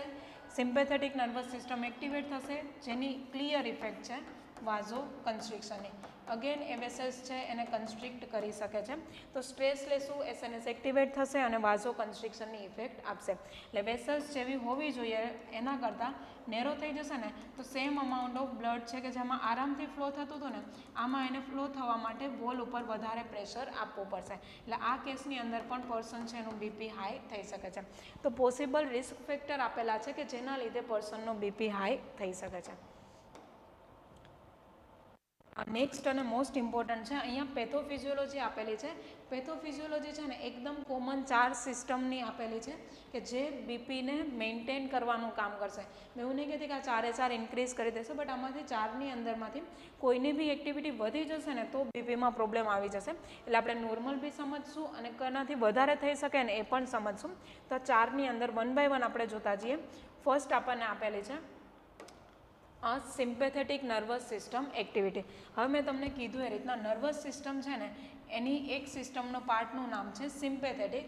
જ્યારે આપણે વધારે સ્ટ્રેસ લઈશું, આપણે ગુસ્સો કરશું, આપણે ડરી જઈશું ને તો એવા કેસમાં આપણી સિમ્પેથેટિક નર્વસ સિસ્ટમ છે ને બહુ વધારે કામ કરશે. જ્યારે એસએનએસ એક્ટિવેટ થાય ને ક્લિયરલી એક જ વસ્તુ યાદ રાખવાનું છે, એ ઇફેક્ટ આપશે કન્સ્ટ્રિક્શનની. જો એસએનએસ એક્ટિવેટ થાય અને એણે કન્સ્ટ્રિક્ટ કર્યું ને તો ફરીથી આપણને હાઇપરટેન્શન થઈ શકે છે. એટલે એસએનએસની જો એક્ટિવિટી વધી જશે, બહુ વધારે આપણે સ્ટ્રેસ લઈશું, બહુ વધારે આપણે ગુસ્સો કરશું, બહુ વધારે આપણે ડરી જઈશું ને તો હરેક કેસમાં એસએનએસ છે એક્ટિવેટ થઈ જશે, બોડીને બચાવવા માટે થશે. બટ જો થોડી ઘણી પણ વધારે ઓવર એક્ટિવ થઈ જશે ને તો એવા કેસમાં વધારે કન્સ્ટ્રિક્શન કરશે અને અગેન બીપી છે એ વધી શકે છે. બીજું એનું કામ શું છે? એક તો આપણે જોયું કે વેસલ્સને કન્સ્ટ્રિક્ટ કરે છે. સેકન્ડ કામ છે એ કિડનીમાંથી છે ને રેનિન છે એને રિલીઝ કરાવવાનું કામ કરશે.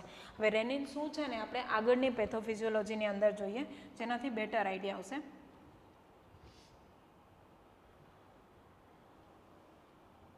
ઓકે, હવે અહીંયા જોઈશું કે રિનલ સિસ્ટમ છે ને એ કઈ રીતના બીપી છે એને વધારી શકે. અહીંયા એક જ વર્ડ યાદ રાખવાનો છે, રાસ. શું મતલબ થશે રાસનો? તો કે રેનિન, એનો મતલબ થશે એન્જિયોટેન્સિન, અગેન એનો મતલબ થશે આલ્ડોસ્ટેરોન અને એસનો મતલબ થશે સિસ્ટમ. તો બેઝિકલી આ જે આખી વસ્તુ છે ને એને રાસ કહેવામાં આવે છે. રાસ છે એ આપણી બોડી માટે સારું કામ કરે છે. રાસ શું છે ને એ આપણે સમજીએ. સૌથી પહેલાં બેઝિકથી લઈએ લીવર. લીવર છે ને એક પ્લાઝમા પ્રોટીન બનાવે છે જેનું નામ છે એન્જિયોટેન્સિનોજન.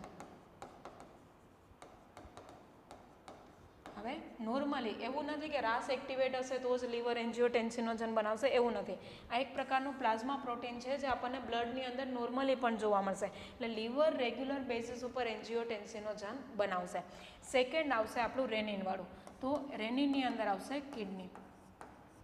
હવે કિડનીની અંદર આવી રીતના એક સ્ટ્રક્ચર આવેલું હોય છે જેને આપણે ગ્લોમેરુલાઈ કહી શકીએ છીએ. બાઉમેન કેપ્સ્યુલ આખી આવેલી હોય છે.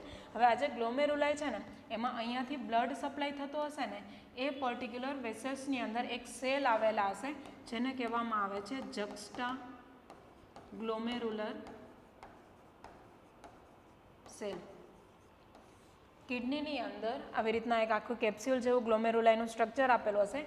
ત્યાં બ્લડ સપ્લાય કરતી જે આર્ટરી છે ને એની અંદર એક સેલ આવેલા છે જેનું નામ છે જક્સ્ટા ગ્લોમેરુલર સેલ. આ જે સેલ છે ને એની અંદર એક રિસેપ્ટર આવેલા છે જેનું નામ છે બેરો રિસેપ્ટર.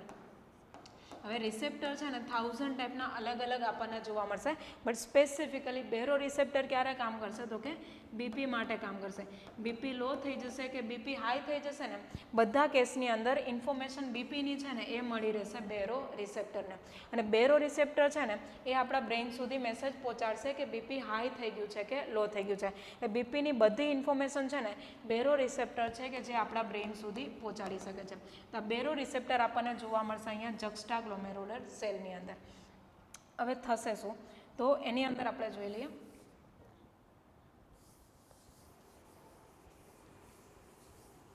હવે આપણે કિડનીની અંદર જોઈ લીધા છે જક્સ્ટા ગ્લોમેરુલર સેલ છે એની અંદર હશે બેરો રિસેપ્ટર. આ જે રિસેપ્ટર છે ને એ બીપીની ઇન્ફોર્મેશન આપશે. નોર્મલી રાસ છે ને કન્ટિન્યુઅસલી આપણા બોડીમાં એક્ટિવેટ નહીં હોતી. આ સિસ્ટમ એક્ટિવેટ ક્યારે થશે? તો સ્પેસિફિક એક જ કેસમાં લો બીપી. જો બીપી લો થઈ જશે ને તો એવા કેસમાં જ ખાલી આ સિસ્ટમ એક્ટિવેટ થશે, અધરવાઇઝ આ સિસ્ટમ એક્ટિવેટ હશે નહીં. એટલે જો બીપી લો થયું તો કયા રિસેપ્ટરને ખબર પડશે, તો કે બેરો રિસેપ્ટરને. એટલે બેરો રિસેપ્ટરને ખબર પડશે કે બીપી લો થયું છે, ડિરેક્ટલી ઇન્ફોર્મેશન કોને આપશે, બ્રેઇનને આપશે. એટલે બ્રેઇન શું કરશે, કિડનીને ઇન્ફોર્મેશન આપશે અને જે જક્સ્ટાગ્લોમેરુલર સેલ છે ને એમાંથી એક વસ્તુને પ્રોડ્યુસ કરાવશે કિડની, જેનું નામ છે રેનિન. બરાબર છે. હવે કિડનીમાંથી પ્રોડ્યુસ થયેલું છે રેનિન. જો રાસમાંથી બે વસ્તુ આવી ગઈ છે, એન્જિયોટેન્સિન કે જે લીવરે બનાવેલું છે અને બીજું આપણને આપેલું છે રેનિન કે જે બનાવેલું છે કિડનીએ. હવે અહીંયાથી થોડુંક સમજવાનું છે. માની લો કે આ બ્લડ છે, તો બ્લડની અંદર નોર્મલી આપણને જોવા મળશે એન્જિયોટેન્સિનોજન, બટ આ એન્જિયોટેન્સિનોજન છે ને એ રાસમાં કોઈ કામ નહીં કરે. એ રાસમાં ત્યારે જ કામ કરશે જ્યારે રેનિન પ્રોડ્યુસ થશે, અધરવાઇઝ એન્જિયોટેન્સિનોજન નોર્મલ પ્લાઝમા પ્રોટીનનું કામ કરશે, બીજું કોઈ પણ એ કામ કરશે નહીં. બટ જ્યારે બીપી લો થશે અને રાસ એક્ટિવેટ થશે ને તો કિડની કઈ વસ્તુ પ્રોડ્યુસ કરશે, રેનિન. હવે આ જે રેનિન છે ને એ બ્લડની અંદર કઈ વસ્તુ ઓલરેડી પ્રેઝન્ટ છે, તો કે એન્જિયોટેન્સિનોજન. આ એન્જિયોટેન્સિનોજન છે એના કોન્ટેક્ટમાં આવશે રેનિન. જેવું રેનિન છે એન્જિયોટેન્સિનોજનના કોન્ટેક્ટમાં આવશે ને એટલે એ એન્જિયોટેન્સિનોજનને કન્વર્ટ કરશે અને બનાવશે એન્જિયોટેન્સિન 1. ઓકે, હવે સિમ્પલ થયું. લીવરે કઈ વસ્તુ બનાવી, તો કે એન્જિયોટેન્સિનોજન. કિડનીએ કઈ વસ્તુ બનાવેલી છે, રેનિન. હવે આ એન્જિયોટેન્સિનોજન બ્લડમાં છે, કિડનીએ પ્રોડ્યુસ કરેલું રેનિન છે, એન્જિયોટેન્સિનોજનના કોન્ટેક્ટમાં આવશે ને એટલે એન્જિયોટેન્સિનોજનને શામાં કન્વર્ટ કરી દેશે, એન્જિયોટેન્સિન 1માં. આ જે 1 બનેલું છે ને એ શું છે, તો કે ઇનએક્ટિવ ફોર્મ છે. બની ગયું છે 1, બટ 1 કંઈ પણ કામ કરી શકશે નહીં. જો એને લો બીપી માટે કામ કરાવવું છે ને તો 1ને આપણે કન્વર્ટ કરવું પડશે એન્જિયોટેન્સિન 2માં. એટલે 1માંથી 2માં કન્વર્ટ કરવું છે ને તો ડિરેક્ટલી અહીંયા ને અહીંયા થશે એની બ્લડમાં. એ જે બ્લડ છે ને એણે જવું પડશે લંગ્સમાં.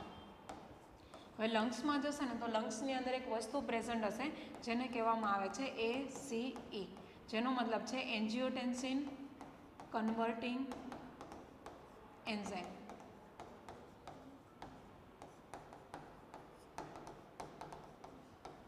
જો નામની અંદર જ આપેલું છે ACE, તો કે એન્જિયોટેન્સિન કન્વર્ટિંગ એન્ઝાઇમ. એવો એન્ઝાઇમ કે જે એન્જિયોટેન્સિન છે એને કન્વર્ટ કરી શકે છે, બદલી શકે છે. હવે આપણી જોડે અત્યારે અવેલેબલ ફોર્મ કયું છે, તો કે એન્જિયોટેન્સિન 1. હવે બ્લડની અંદર આપણી જોડે એન્જિયોટેન્સિન 1 છે. આ બ્લડ છે લંગ્સ આગળ જશે ને તો લંગ્સ પાસે શું છે, તો કે એક એન્ઝાઇમ છે કે જે એન્જિયોટેન્સિનને કન્વર્ટ કરી શકે છે. કન્વર્ટ કયામાં કરશે, તો કે આપણી જોડે ઓલરેડી 1 છે. કન્વર્ટ કરી અને 1ને સામાં લાવી દેશે, એન્જિયોટેન્સિન 2માં લાવી દેશે. હવે આપણી જોડે કઈ વસ્તુ બનેલી છે, તો કે એન્જિયોટેન્સિન 2. આ જે એન્જિયોટેન્સિન 2 છે ને એ એક્ટિવ ફોર્મ છે. જ્યાં સુધી 1 હશે ને એ બીપી માટે કંઈ કામ નહીં કરે. જેવું એન્જિયોટેન્સિન 2 બની જશે ને એ એક્ટિવ ફોર્મ છે, હવે એ લો બીપી માટે કામ કરશે. સિસ્ટમ એક્ટિવેટ ક્યારે થઈ હતી, તો કે બીપી લો થયું હતું ને એના માટે એક્ટિવેટ થઈ હતી. તો લો થયેલા બીપી માટે એન્જિયોટેન્સિન 2 છે એ કામ કરશે. બટ કોઈ પણ વસ્તુ બની ગઈ છે ને બોડીમાં તો એનું ડિરેક્ટલી ઇફેક્ટ નહીં આપી શકે, એણે રિસેપ્ટર સાથે બાઇન્ડ થવું જરૂરી છે. એન્જિયોટેન્સિન 2 છે ને તો એના એક રિસેપ્ટર આવેલા હશે જેને એન્જિયોટેન્સિન ટાઈપ રિસેપ્ટર કહેવાશે. આ એન્જિયોટેન્સિન 2 છે એ આવશે એના રિસેપ્ટર ઉપર, એ જગ્યા ઉપર બાઇન્ડ થશે. બાઇન્ડ થયા પછી ઇફેક્ટ આપશે બીપીને લો કરવા માટેની. હવે કેવી ઇફેક્ટ આપી શકે, તો આપણી જોડે જે એન્જિયોટેન્સિન 2 છે ને એ એન્જિયોટેન્સિન 2 કેવી ઇફેક્ટ આપી શકે રિસેપ્ટર સાથે બાઇન્ડ થયા પછી, તો એની અંદર એક ઇફેક્ટની અંદર એ કરશે આલ્ડોસ્ટેરોનનું સિક્રિશન છે એ વધારી દેશે. આલ્ડોસ્ટેરોન શું છે, તો કે આપણી કિડની છે ને કિડનીની ઉપર આવી રીતના ટ્રાયેંગલ શેપમાં એક ગ્લેન્ડ આવેલી હોય છે જેને આપણે કહીશું એડ્રિનાલ ગ્લેન્ડ. આ જે એડ્રિનાલ ગ્લેન્ડ છે ને એમાંથી પ્રોડ્યુસ થતો એક હોર્મોન છે જેનું નામ છે આલ્ડોસ્ટેરોન. એટલે એન્જિયોટેન્સિન 2 છે ને એડ્રિનાલ ગ્લેન્ડને સ્ટિમ્યુલેટ કરશે અને પ્રોડ્યુસ કરાવશે આલ્ડોસ્ટેરોન.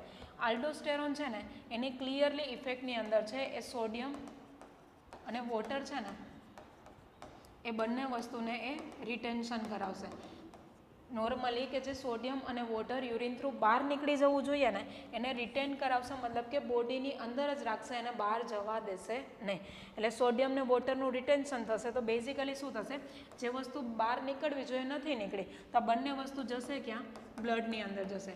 તો બ્લડનું વોલ્યુમ કેવું થઈ જશે, બ્લડ ઓલરેડી નોર્મલ વોલ્યુમમાં છે, જોઈએ એટલું બ્લડ છે, એમાં સોડિયમ બી મિક્સ થઈ ગયું, વોટર બી મિક્સ થઈ ગયું, તો બ્લડનું વોલ્યુમ કેવું થશે? ઇન્ક્રીઝ થઈ જશે. ઓકે, હવે બ્લડ વોલ્યુમ અહીંયા ઇન્ક્રીઝ થયેલું છે, કઈ રીતના ઇફેક્ટ આપશે જોજો. હવે અહીંયા આપેલી છે આપણી વેસલ્સ, અહીંયાથી બ્લડ છે એ ફ્લો થાય છે, આનું જે પ્રેશર આવે છે એને આપણે કીધેલું છે નોર્મલ બીપી. આટલા સુધી આઈ થિંક તમને ક્લિયર હશે. નેક્સ્ટમાં આપણે જઈએ. હવે વેસલ્સ એટલી ને એટલી છે, એ કન્સ્ટ્રિક્ટ પણ નથી થઈ, એ ડાયલેટ પણ નથી થઈ, બટ એમાંથી પાસ થતું જે બ્લડ છે ને એની અંદર બે વસ્તુ વધી ગઈ છે. કઈ બે વસ્તુ વધી? સોડિયમ અને વોટર. તો અલ્ટિમેટલી બ્લડ છે ને એનું અમાઉન્ટ કેવું થયું છે? વધી ગયું છે. ઓકે, હવે બ્લડનું અમાઉન્ટ વધી ગયું ને તો નોર્મલ બ્લડ વેસલ્સમાંથી એ બ્લડને પસાર થવું હશે ને તો જે નોર્મલ પ્રેશર આવવું જોઈએ ને એના કરતાં પ્રેશર કેવું આવશે? વધારે આવશે, બિકોઝ બ્લડ વધી ગયું છે. તો બ્લડ વોલ્યુમ વધી જશે ને તો એના લીધે શું થશે? બીપી છે વધી શકે છે. રાસ એક્ટિવેટ ક્યારે થઈ હતી? તો કે બીપી લો હતું ત્યારે. તો બ્લડ વોલ્યુમ વધારી દીધું તો બીપી છે એ આપણું નોર્મલ ઉપર આવી શકે છે. અત્યારે આપણે નોર્મલ જોઈશું, એબનોર્મલ સમજાવી દેશે. બીજું છે એ કયું કામ કરશે એન્જિયોટેન્સિન 2? તો કે ડિરેક્ટલી ઇફેક્ટ આપશે વાઝો કન્સ્ટ્રિક્શનની. વાઝો કન્સ્ટ્રિક્શન નામની અંદર જ છે કે વેસલ્સ છે કન્સ્ટ્રિક્ટ થઈ જાય છે. આ નોર્મલ વેસલ્સ છે અને એમાંથી બ્લડ પાસ થતું છે. અહીંયા જે વેસલ્સ આપેલી છે નેરો થઈ ગઈ, મતલબ કે કન્સ્ટ્રિક્ટ થયેલી છે અને આમાંથી બ્લડ પાસ થાય છે. તો બીપી કોની અંદર વધારે આવશે? કોમાં બ્લડ પ્રેશર વધારે આવશે? તો કે જે નેરો થઈ ગયેલી છે ને એ વધારે પડતું પ્રેશર છે એની વોલ ઉપર આપી શકે છે. તો અહીંયા જુઓ બે રીતના મેન્ટેન કરેલું છે. એક તો બ્લડ વોલ્યુમ બી વધારી દીધું જેનાથી પણ લો બીપીનો પ્રોબ્લેમ સોલ્વ થઈ જાય. બીજું શું કર્યું કે હજુ પણ બીપી ઓછું લાગે ને તો એ વેસલ્સને કેવી કરશે? થોડીક કન્સ્ટ્રિક્ટ કરી દેશે. એટલે બ્લડ વોલ્યુમથી બી લો બીપીને સોલ્વ કરશે અને વેસલ્સને કન્સ્ટ્રિક્ટ કરીને પણ લો બીપી છે એને સોલ્વ કરશે. એટલે બીપી આના દ્વારા પણ શાના ઉપર આવી શકે? તો કે નોર્મલ વેલ્યુ ઉપર આવી શકે છે. તો એન્જિયોટેન્સિન 2 એ બે વસ્તુ કરી, એક આલ્ડોસ્ટેરોનને સિક્રેટ કરાવેલો, બીજી ઇફેક્ટમાં શું કર્યું છે? તો કે વેસલ્સ છે એને કન્સ્ટ્રિક્ટ કરાયો. તો બંને રીતના એણે બીપીને નોર્મલ લાવવાનો ટ્રાય કરેલો છે. હવે એક ત્રીજી વસ્તુ અહીંયા જોઈ લો. ત્રીજું શું કરશે? તો કે થર્સ્ટ સેન્ટર છે ને એને સ્ટિમ્યુલેટ કરશે.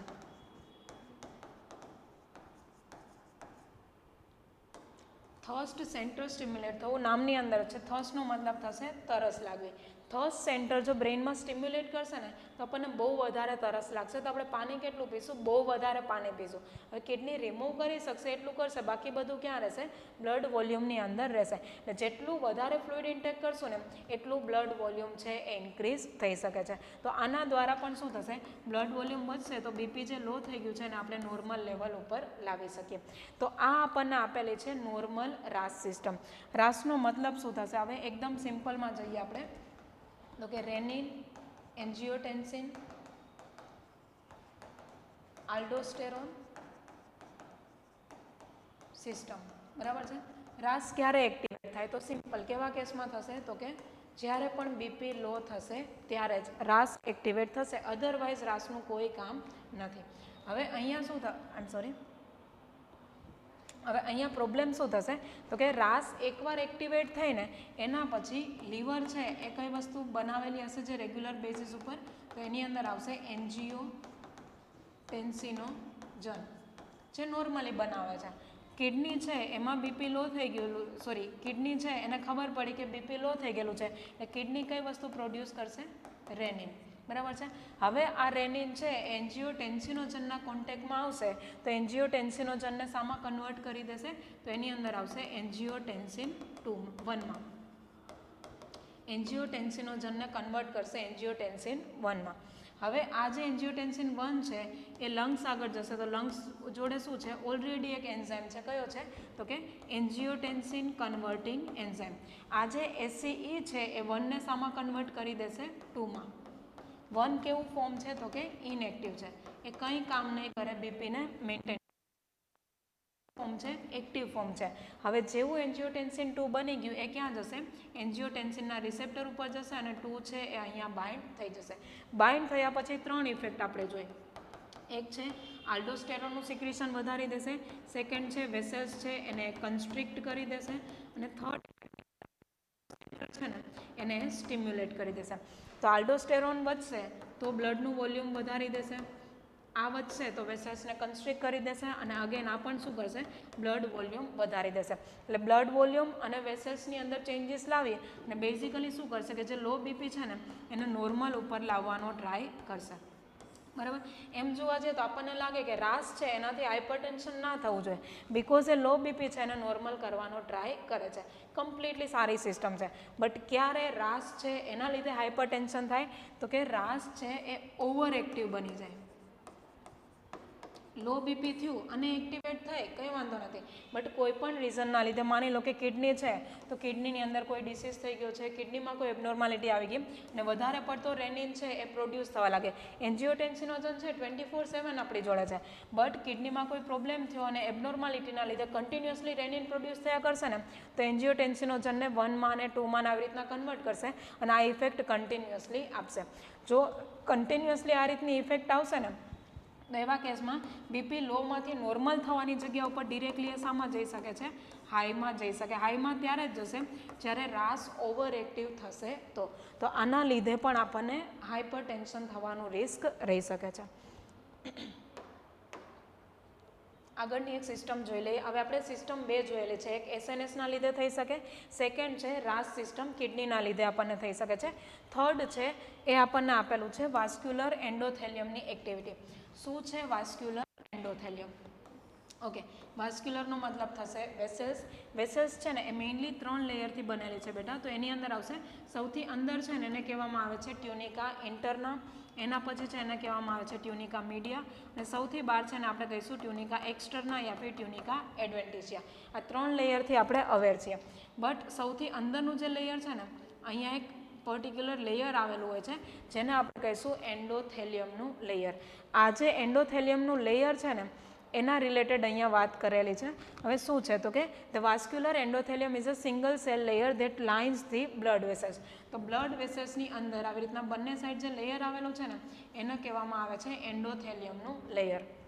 હવે કોઈ પણ કેસની અંદર જો એન્ડોથેલિયમનું લેયર છે એ ડેમેજ થાય, અહીંયા આપણો કેસ જુઓ, માની લો કે અહીંયા આવી રીતના બ્લડ વેસલ્સ છે, અહીંયાથી આપણું બ્લડ છે એ ફ્લો થાય છે અને અહીંયા આવેલું છે આપણું એન્ડોથેલિયમ. બરાબર. હવે શું થશે, કન્ટિન્યુઅસલી જો પ્રેશર વધારે રહેશે ને તો એવા કેસની અંદર આપણું એન્ડોથેલિયમ છે ને એ ડેમેજ થઈ જશે. એન્ડોથેલિયમ ડેમેજ થઈ જશે ને તો એવા કેસમાં પ્રોબ્લેમ શું થશે, ડેમેજ થયેલું એન્ડોથેલિયમ છે ને એ વાઝો એક્ટિવ સબસ્ટન્સ છે ને એ પ્રોડ્યુસ કરશે. એની અંદર સ્પેસિફિકલી આ નહીં આવે, મિસ્ટેક છે આમાં. હવે વાઝો એક્ટિવ સબસ્ટન્સ પ્રોડ્યુસ કરશે, એની અંદર સ્પેસિફિકલી આપેલું છે એન્ડોથેલિન. જો એ ડેમેજ થશે યા ફિર એમાં કંઈ પણ એબનોર્માલિટી આવશે ને બ્લડ પ્રેશરના લીધે તો એ એન્ડોથેલિન છે એ પ્રોડ્યુસ કરશે અને એન્ડોથેલિન છે ને એની ક્લિયર ઇફેક્ટ છે એ વાઝો કન્સ્ટ્રિક્ટર તરીકે વર્ક કરે છે. એટલે કોઈ પણ કેસના લીધે માની લો તમે કોલેસ્ટેરોલ વધારે લીધું ને આવી રીતના જમા થયું ને તો જમા થયેલું કોલેસ્ટેરોલ છે ને એન્ડોથેલિયમને ડેમેજ કરી શકે છે. અહીંયાથી બ્લડ ફ્લો થાય છે અને એનું વધારે પ્રેશર આવે ને તો આપણું આ લેયર છે ડેમેજ થઈ શકે છે. વધારે ગ્લુકોઝ એના કોન્ટેક્ટમાં આવે તો પણ એ ડેમેજ થઈ શકે છે. કોઈ પણ કેસમાં જો એન્ડોથેલિયમ ડેમેજ થશે ને તો એવા કેસમાં વાઝો એક્ટિવ સબસ્ટન્સ પ્રોડ્યુસ કરશે જેનું નામ છે એન્ડોથેલિન. અને એન્ડોથેલિન છે ને કેવી ઇફેક્ટ આપશે તો કે વાઝો કન્સ્ટ્રિક્ટર તરીકે, એટલે વેસલ્સને ફરીથી કેવી કરી દેશે, નેરો કરી દેશે. સેમ અમાઉન્ટ ઓફ બ્લડને આ નેરો જગ્યામાંથી પાસ થવું હશે ને તો બહુ વધારે પડતું પ્રેશર છે એ એની વોલ ઉપર ક્રિએટ કરશે. એટલે વાસ્ક્યુલર એન્ડોથેલિયમની એક્ટિવિટી છે ને એના લીધે પણ બીપી છે એ આપણું હાઈ થઈ શકે છે. નેક્સ્ટ આપણને આપેલી છે ચોથી અને લાસ્ટ એક્ટિવિટી આપેલી છે. એની અંદર છે એક્ટિવિટીઝ ઓફ એન્ડોક્રાઇન સિસ્ટમ, જે આપણે ઓલરેડી રેનિનમાં જોયેલું છે. રેનિનમાં આપણે જોયું હતું કે આલ્ડોસ્ટેરોન છે ને સિક્રિટ થાય છે. એમાં મેં તમને કીધું હતું કે આવી રીતના કિડની હશે, કિડનીની ઉપર જે ટ્રાયંગલ શેપમાં ગ્લેન્ડ છે ને એનું નામ છે એડ્રિનાલ ગ્લેન્ડ અને એડ્રિનાલ ગ્લેન્ડનો જે કોર્ટેક્સનો ભાગ છે ને એમાંથી પ્રોડ્યુસ થશે, સિક્રેટ થશે આલ્ડોસ્ટેરોન. અને અગેન આલ્ડોસ્ટેરોન છે એ શું કરશે, એ સોડિયમ અને વોટર છે ને એને કિડનીઝની અંદર રિટેન કરશે. એટલે વધી ગયેલું સોડિયમ અને વોટર જે બોડીમાં છે ને એ ડિરેક્ટલી ક્યાં જશે, બ્લડમાં, અને બ્લડ વોલ્યુમ વધારી દેશે. તો આ રીતના પણ બીપી છે એ હાઈ થઈ શકે છે. તો 4 સિસ્ટમ દ્વારા થઈ શકે. એસએનએસ છે એ કન્સ્ટ્રિક્શન કરે તો થઈ શકે છે. એના પછી છે એન્ડોથેલિયમ લેયર છે વેસલ્સનું એ ડેમેજ થાય તો એ ડિરેક્ટલી વાઝો કન્સ્ટ્રિક્શન કરી શકે છે. રેનિન છે એ જો ઓવર એક્ટિવ થઈ જાય રાસ સિસ્ટમ તો એવા કેસની અંદર પણ આપણને આવો પ્રોબ્લેમ થઈ શકે. અને લાસ્ટ છે એન્ડોક્રાઇન, જેમાં આલ્ડોસ્ટેરોન લેવલ વધી જાય તો અગેન બીપી છે હાઈ થઈ શકે છે. એટલે આ ચારમાંથી કોઈ પણ એક્ટિવિટી છે, કોઈ પણ પેથોફિઝિયોલોજી છે ને, એના લીધે આપણું બીપી છે એ હાઈ થઈ શકે છે. નેક્સ્ટ આપણને આપેલું છે ક્લિનિકલ ફીચર્સ, એકદમ કોમન સાઇન એન્ડ સિમ્ટમ્સ છે, કોઈમાં બી ડિટેલમાં જવાની જરૂર નથી. સાઇન એન્ડ સિમ્ટમ્સમાં ફર્સ્ટ આપણને આપેલું છે સિવિયર હેડેક. જો ઇન્ક્રીઝ થયેલું બ્લડ પ્રેશર છે એ બ્લડમાં આપણા બ્રેઇન સુધી પણ બહુ વધારે પ્રેશર ક્રિએટ કરશે ને, તો એના લીધે આપણને હેડેક થઈ શકે છે. નેક્સ્ટ છે બ્લડ વિઝન. ઇન્ક્રીઝ બ્લડ છે એ જો આપણે આઈઝને સપ્લાય કરશે ને એની વેસલ્સને ડેમેજ કરશે ને, તો એના લીધે આપણું વિઝન છે એ ક્લિયર રહેશે નહીં. બ્લડ વિઝન થઈ જશે મતલબ કે ધૂંધળું દેખાશે યા ફિર ઝાંખું આપણને દેખાઈ શકે છે. નેક્સ્ટ છે ડિઝીનેસ, ચક્કર આવી આપણને શકે છે. અને નેક્સ્ટ આપેલું છે વોમિટિંગ. કોમન આ બધા સિમ્ટમ્સ જોવા મળશે, સ્પેસિફિક નથી આની અંદર. એના પછી નેક્સ્ટ કીધેલું છે ફટીગ, આપણને થાક લાગી શકે છે. નેક્સ્ટ છે એપિસ્ટેક્સિસ, એમાં થોડુંક સમજવાનું છે. એપિસ્ટેક્સિસનો મતલબ થશે નોઝ બ્લીડિંગ. નાકમાંથી જે બ્લડ નીકળે છે, ગુજરાતીમાં આપણે કહીએ ને નાકોડી ફૂટી ગઈ છે, તો નાકમાંથી જે બ્લડ નીકળે છે ને એને કહેવામાં આવે છે નોઝ બ્લીડિંગ. મેડિકલ ટર્મમાં એ વસ્તુને કહેવામાં આવે છે એપિસ્ટેક્સિસ. કેમ એપિસ્ટેક્સિસ થઈ શકે હાઇપરટેન્શનમાં? તો કે આપણા નોઝની અંદર જે બ્લડ વેસલ્સ આવેલી છે ને, એ બ્લડ વેસલ્સ એકદમ થીન લેયરવાળી હશે, એકદમ નાજુક ડેલિકેટ આપણે કહીએ ને એ રીતની હશે. હવે આ જે વેસલ્સ છે ને એમાં થોડુંક પણ પ્રેશર આવી ગયું ને, ડિરેક્ટલી એ ત્યાં બર્સ્ટ થઈ શકે છે અને એમાંથી બ્લડ છે એ બહાર નીકળી શકે છે. જો હાઇપરટેન્શન થશે ને તો ડિરેક્ટલી આપણને એપિસ્ટેક્સિસનું રિસ્ક રહી શકે છે. નેક્સ્ટ છે ચેસ્ટ પેઇન થઈ શકે છે. હાર્ટની અંદર આપણે જોઈએ એટલું બ્લડ સપ્લાય નહીં મળી રહે, હાઇપરટેન્શન થઈ જશે ને તો આપણા હાર્ટ અને લંગ્સમાં ઇસ્યુ ક્રિએટ થશે, અને હાર્ટમાં ઇસ્યુ આવશે ને તો આપણને ચેસ્ટ પેઇનનું રિસ્ક રહેશે. નેક્સ્ટ છે કોમન આપેલું છે શોર્ટનેસ ઓફ બ્રીથ. બેઝિકલી જેવા બ્રીધિંગ રેટ આપણો હોવો જોઈએ ને એવો નહીં રહે, એમાં શોર્ટનેસ આવી જશે. શાના લીધે? તો કે આપણા જે લંગ્સ છે ને એ લંગ્સને પણ શાની જરૂર છે? ઓક્સિજનની જરૂર છે એનું ફંક્શન કરવા માટે. હવે અહીંયા પ્રોબ્લેમ શું થયેલો છે? આખી બોડીમાં બ્લડ પ્રેશર હાઈ થઈ ગયેલું છે, વેસલ્સ ડેમેજ થઈ ગયેલી છે, તો ફ્લો છે એ નોર્મલી થશે નહીં. ફ્લો નોર્મલી નહીં થાય ને તો એવા કેસમાં ઓક્સિજન જોઈએ ને એટલું લંગ્સ સુધી નહીં પહોંચી શકે, તો લંગ્સ છે એનું નોર્મલ રેસ્પિરેશનનું કામ નહીં કરી શકે. નેક્સ્ટ છે હાર્ટને જોઈએ એટલું બ્લડ નહીં મળે તો એની હાર્ટબીટ છે ઇરેગ્યુલર થઈ જશે. લાસ્ટ આપેલું છે પેપિલ એડિમા. બેઝિકલી પેપિલ એડિમા છે ને એની અંદર આપણને આ રીતનું જોવા મળશે. અહીંયા જો આપણને પાછળ એક અહીંયા ડિસ્ક જેવું આપણને દેખાતું હશે, એને કહેવામાં આવે છે ઓપ્ટિક ડિસ્ક. બેઝિકલી રેટિનાની પાછળની તરફ આપણને જોવા મળશે, જેને આપણે ઓપ્ટિક ડિસ્ક કહીશું. હવે શું થશે? ઓપ્ટિક જે નર્વ આવેલી છે એને જોઈએ એટલું બ્લડ સપ્લાય નહીં મળે ને તો એ ડેમેજ થઈ જશે, અને ડેમેજના લીધે છે ને આખાની અંદર આપણને ઇન્ફ્લામેશન એડિમા જેવી કન્ડિશન અરાઇઝ થશે, જેને આપણે કહીશું પેપિલ એડિમા, જેના લીધે વિઝનમાં ઘણા બધા ચેન્જીસ આવી શકે છે. તો આ આવશે common sign and symptoms. Sign and સિમ્ટમ્સમાં વધારે ડિટેલમાં કંઈ નહીં આવે. નેક્સ્ટ આપેલું છે ડાયગ્નોસ્ટિક ઇવાલ્યુએશન. બે કોમન આપેલા છે, હિસ્ટ્રી કલેક્શન અને ફિઝિકલ એક્ઝામિનેશન. જ્યારે આપણે હિસ્ટ્રી કલેક્ટ કરશું ને તો પર્સન કહેશે કે મને ગમે ત્યારે ચક્કર આવી જાય છે, મને હેડેક થતો છે. એના પછી કહેશે કે મને એટલો સિવિયર હેડેક થતો છે ને કે મારાથી ટોલરેટ નહીં થતો, ઘણીવાર મને નોઝ બ્લીડિંગ થાય છે. આપણે અઝ્યુમ કરી શકીએ કે મે બી બીપી હાઈ હોઈ શકે, બટ કન્ફર્મ ના કહી શકે કે બીપી જ હાઈ થઈ ગયેલું છે, અધર કોઈ પ્રોબ્લેમ પણ હોઈ શકે છે. ફિઝિકલ એક્ઝામિનેશનની અંદર હવે બીપી હાઈ થઈ ગયું છે ને તો કોઈ પણ ઓર્ગન સુધી જોઈએ ને એટલું બ્લડ નહીં પહોંચી રહે, તો ઓક્સિજન નહીં પહોંચી રહે, તો આમાં કલરમાં ચેન્જીસ આપણને જોવા મળી શકે છે. તો ફિઝિકલ એક્ઝામિનેશનમાં એ આઈડિયા આવશે. નેક્સ્ટ છે કમ્પ્લીટ બ્લડ કાઉન્ટ. આપણે કોઝિસની અંદર જોયું એ રીતના કે અધર કોઈ ઇન્ફેક્શન લાગેલું હોય ને તો ઇન્ફેક્શનના કેસમાં પણ આપણને આવો પ્રોબ્લેમ થઈ શકે. તો સીબીસી આપણે કરશું ને તો સીબીસીમાં આપણે WBC છે, વ્હાઇટ બ્લડ સેલ, જો એની વેલ્યુ હાઈ આવે ને તો એ ઇન્ડિકેટ કરે છે કે આપણને ઇન્ફેક્શન લાગેલું છે. તો ઇન્ફેક્શન છે કે નહીં ને જેના લીધે ઇન્ફ્લામેશન આવ્યું ને એના લીધે આપણને હાઇપરટેન્શન થયું છે કે નહીં, તો એના માટે આપણે સીબીસી કરશું. ચેસ્ટ એક્સરે કરીને આપેલો છે. ચેસ્ટનો બેઝિકલી એક્સરે કરશું, એ સ્પેસિફિક કરશું હાર્ટ અને લંગમાં કોઈ ઇસ્યુ આવેલો છે કે નહીં એના લીધે. અને લાસ્ટ આપણને છે ECG, સ્પેસિફિકલી આપણે કરશું હાર્ટ માટે. તો કે હાર્ટમાં આપણે સાઇન એન્ડ સિમ્ટમ્સમાં જોયું હતું કે હાર્ટને જોઈએ તો બ્લડ ના મળે ને તો હાર્ટબીટ કેવી થઈ જશે? ઇરેગ્યુલર થઈ જશે. તો હાર્ટબીટમાં કોઈ ચેન્જીસ આવેલા છે કે નહીં, ઇરેગ્યુલરિટી છે કે નહીં, એના માટે આપણે કરશું ECG, ઇલેક્ટ્રોકાર્ડિયોગ્રાફી.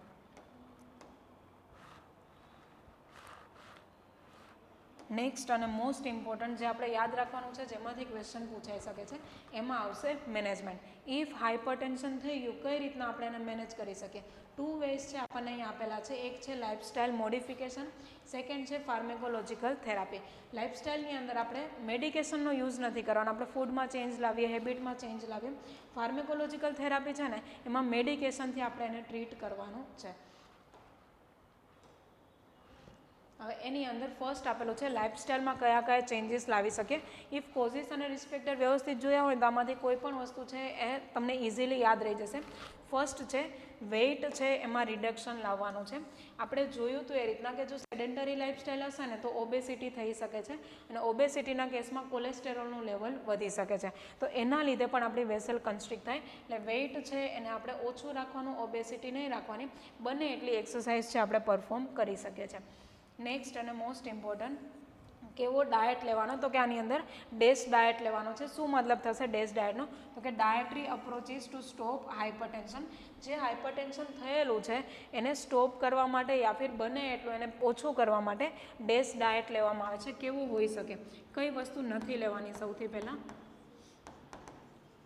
કોલેસ્ટેરોલ છે એ નથી લેવાનું, ફેટી સબસ્ટન્સ છે એ નથી લેવાના, વધારે અમાઉન્ટની અંદર જેમાં ગ્લુકોઝ છે બહુ વધારે, એ વસ્તુ આપણે નથી લેવાની. કેમ આવું નથી કરવાનું? માની લો કે આપણે બહુ વધારે કોલેસ્ટેરોલ લીધું તો પ્રોબ્લેમ શું થશે? તો કે આપણી જે વેસલ્સ છે ને એની વોલ ઉપર આવી રીતના પ્લેક છે એ જમા કરી શકે છે. અને જો વેસલ્સમાં બંને સાઈડ ઉપર આવો પ્લેક જમા થઈ ગયો ને તો બ્લડ છે એને ફ્લો થવા માટેનો રસ્તો નેરો થઈ જશે, તો બ્લડ પ્રેશર છે વધી શકે છે. ફેટી સબસ્ટન્સ અગેન છે, ફેટ આપણે જેટલું વધારે લેશું, આપણને એવું લાગે કે કોલેસ્ટેરોલ આપણે ઓછું ખાઈએ છીએ તો પ્રોબ્લેમ નહીં થાય.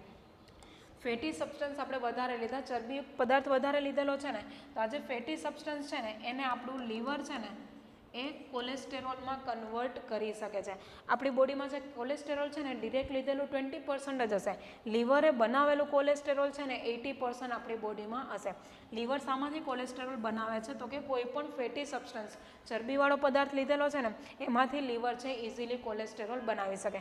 એટલે ડિરેક્ટ કોલેસ્ટેરોલ પણ નહીં લેવાનું, ફેટી સબસ્ટન્સ બી વધારે નથી લેવાના. લાઈક આપણે ચીઝ છે, માયોનીઝ છે, પીઝા છે, મેંદાવાળી મોમોઝ ને બધી વસ્તુ વધારે ખાઈએ ને એમાં બહુ વધારે અમાઉન્ટની અંદર ફેટી સબસ્ટન્સ હોય છે, એવી વસ્તુને આપણે અવોઇડ કરવાની છે.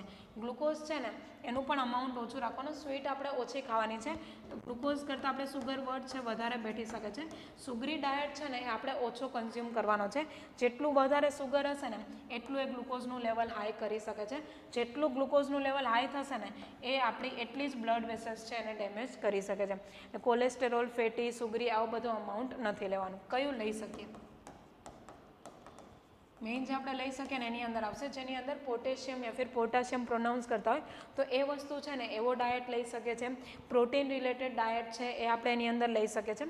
પોટેશિયમ શું કરશે? તો કે સોડિયમ જે બોડીમાં રિટેન થઈ જાય છે ને, અંદર રહી જાય છે ને એના અંદર નહીં રહેવા દે, એને બહાર કાઢવાનું કામ કરશે. એટલે પોટેશિયમવાળો યા ફિર પ્રોટીનવાળો ડાયટ લઈશું ને તો એ આપણે આની અંદર બેટર રહેશે. બીજી કઈ વસ્તુ કે જે બિલકુલ કન્ઝ્યુમ,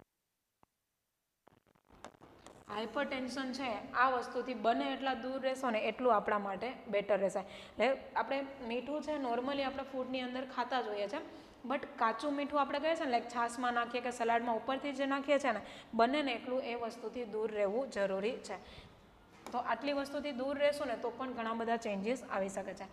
નેક્સ્ટ છે આપણે જોઈએ રીતના સોડિયમનો અમાઉન્ટ ઓછું લેવાનું, આલ્કોહોલ છે ને રિડ્યુસ કરવાનો. અહીંયા સાવ સ્ટોપ કરવા માટે નથી કીધું, એના પાછળ જનરલી સ્ટોપ જ કરવો છે, બટ ઇનકેસ કોઈ એડિક્ટેડ છે તો એવા કેસની અંદર અમાઉન્ટ છે ને એને રિડ્યુસ કરવાનું. કેમ? તો મેં તમને કીધું હતું કે આલ્કોહોલ છે ઓછા અમાઉન્ટમાં લેશું ને તો કઈ ઇફેક્ટ આપે? વાઝો ડાયલેશનની ઇફેક્ટ આપે. બટ વધારે અમાઉન્ટમાં લઈશું ને તો એ ડિરેક્ટ કેવી ઇફેક્ટ આપી દેશે? વાઝો કન્સ્ટ્રિક્શનની ઇફેક્ટ આપી શકે છે.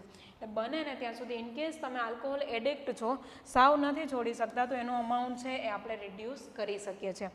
નેક્સ્ટ આપેલું છે એક્સરસાઇઝ.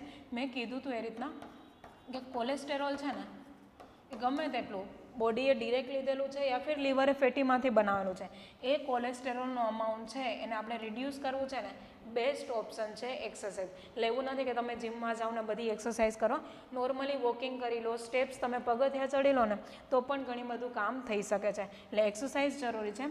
મોસ્ટ ઇમ્પોર્ટન્ટ અત્યારની લાઇફસ્ટાઈલની અંદર સ્ટ્રેસ છે એને મેનેજ કરવો જરૂરી છે. ઇફ સ્ટ્રેસ આવશે તો સિસ્ટમ કઈ એક્ટિવેટ થશે? SNS sympathetic nervous system. આ એક્ટિવેટ થશે ને ડિરેક્ટલી વાઝો કન્સ્ટ્રિક્શન કરશે ને આપણું બીપી છે આરામથી હાઈ થઈ શકે છે. એટલે સ્ટ્રેસને મેનેજ કરવો જરૂરી છે. હરેકનું સ્ટ્રેસ મેનેજમેન્ટ અલગ અલગ હોઈ શકે છે. લાઈક માની લો કે મને સ્ટ્રેસ આવે તો મ્યુઝિક સાંભળું તો મેં બી જઈ શકે છે. મેં મૂવી જોવા જતી રહું, શોપિંગ કરવા જતી રહું તો સ્ટ્રેસ જઈ શકે છે. અમુક છે એને નોર્મલી ઘરના કામ કરી લે તો પણ સ્ટ્રેસ જઈ શકે છે. એટલે સ્ટ્રેસ આવે ને તો માઇન્ડને ડાયવર્ટ કરવાનું છે. એટલે સ્ટ્રેસ છે મેનેજમેન્ટ કરવું ને એ સૌથી વધારે જરૂરી છે. સ્ટ્રેસ આવે મેનેજ કરી લઈશું ને તો SNS કોઈ પણ ટાઈપનું કન્સ્ટ્રિક્શન કરી શકશે નહીં. આ આવશે આપણું લાઇફસ્ટાઇલની અંદર. હવે ઇમ્પોર્ટન્ટમાં આવી જઈએ મેડિકેશન કઈ કઈ આપણે લઈ શકીએ છીએ. ખાસ કરીને આની અંદર છે ને ગ્રુપ ઓફ મેડિકેશન યુઝ કરવામાં આવે છે જેને નામ આપેલું છે એન્ટી હાઇપરટેન્સિવ મેડિકેશન કરીને. Anti hypertensive medication. હાઇપરટેન્શન થઈ ગયું છે ને એને અટકાવવા માટે એને બચાવવા માટે પેશન્ટને જે મેડિકેશન યુઝ કરશું એને કહેવામાં આવે છે એન્ટી હાઇપરટેન્શન. બેઝિકલી બીપી જે હાઈ થઈ ગયું છે એને નોર્મલ ઉપર લાવવું છે ને તો એ ગ્રુપ જે છે એને કહેવામાં આવે છે એન્ટી હાઇપરટેન્સિવ ડ્રગ્સ. કઈ કઈ હોઈ શકે? ફર્સ્ટ આપેલી છે ડાયયુરેટિક્સ. નામની અંદર છે ડાયયુરેટિક્સ છે ને બેઝિકલી યુરિન આઉટપુટ છે ને એ ઇન્ક્રીઝ કરી દેશે.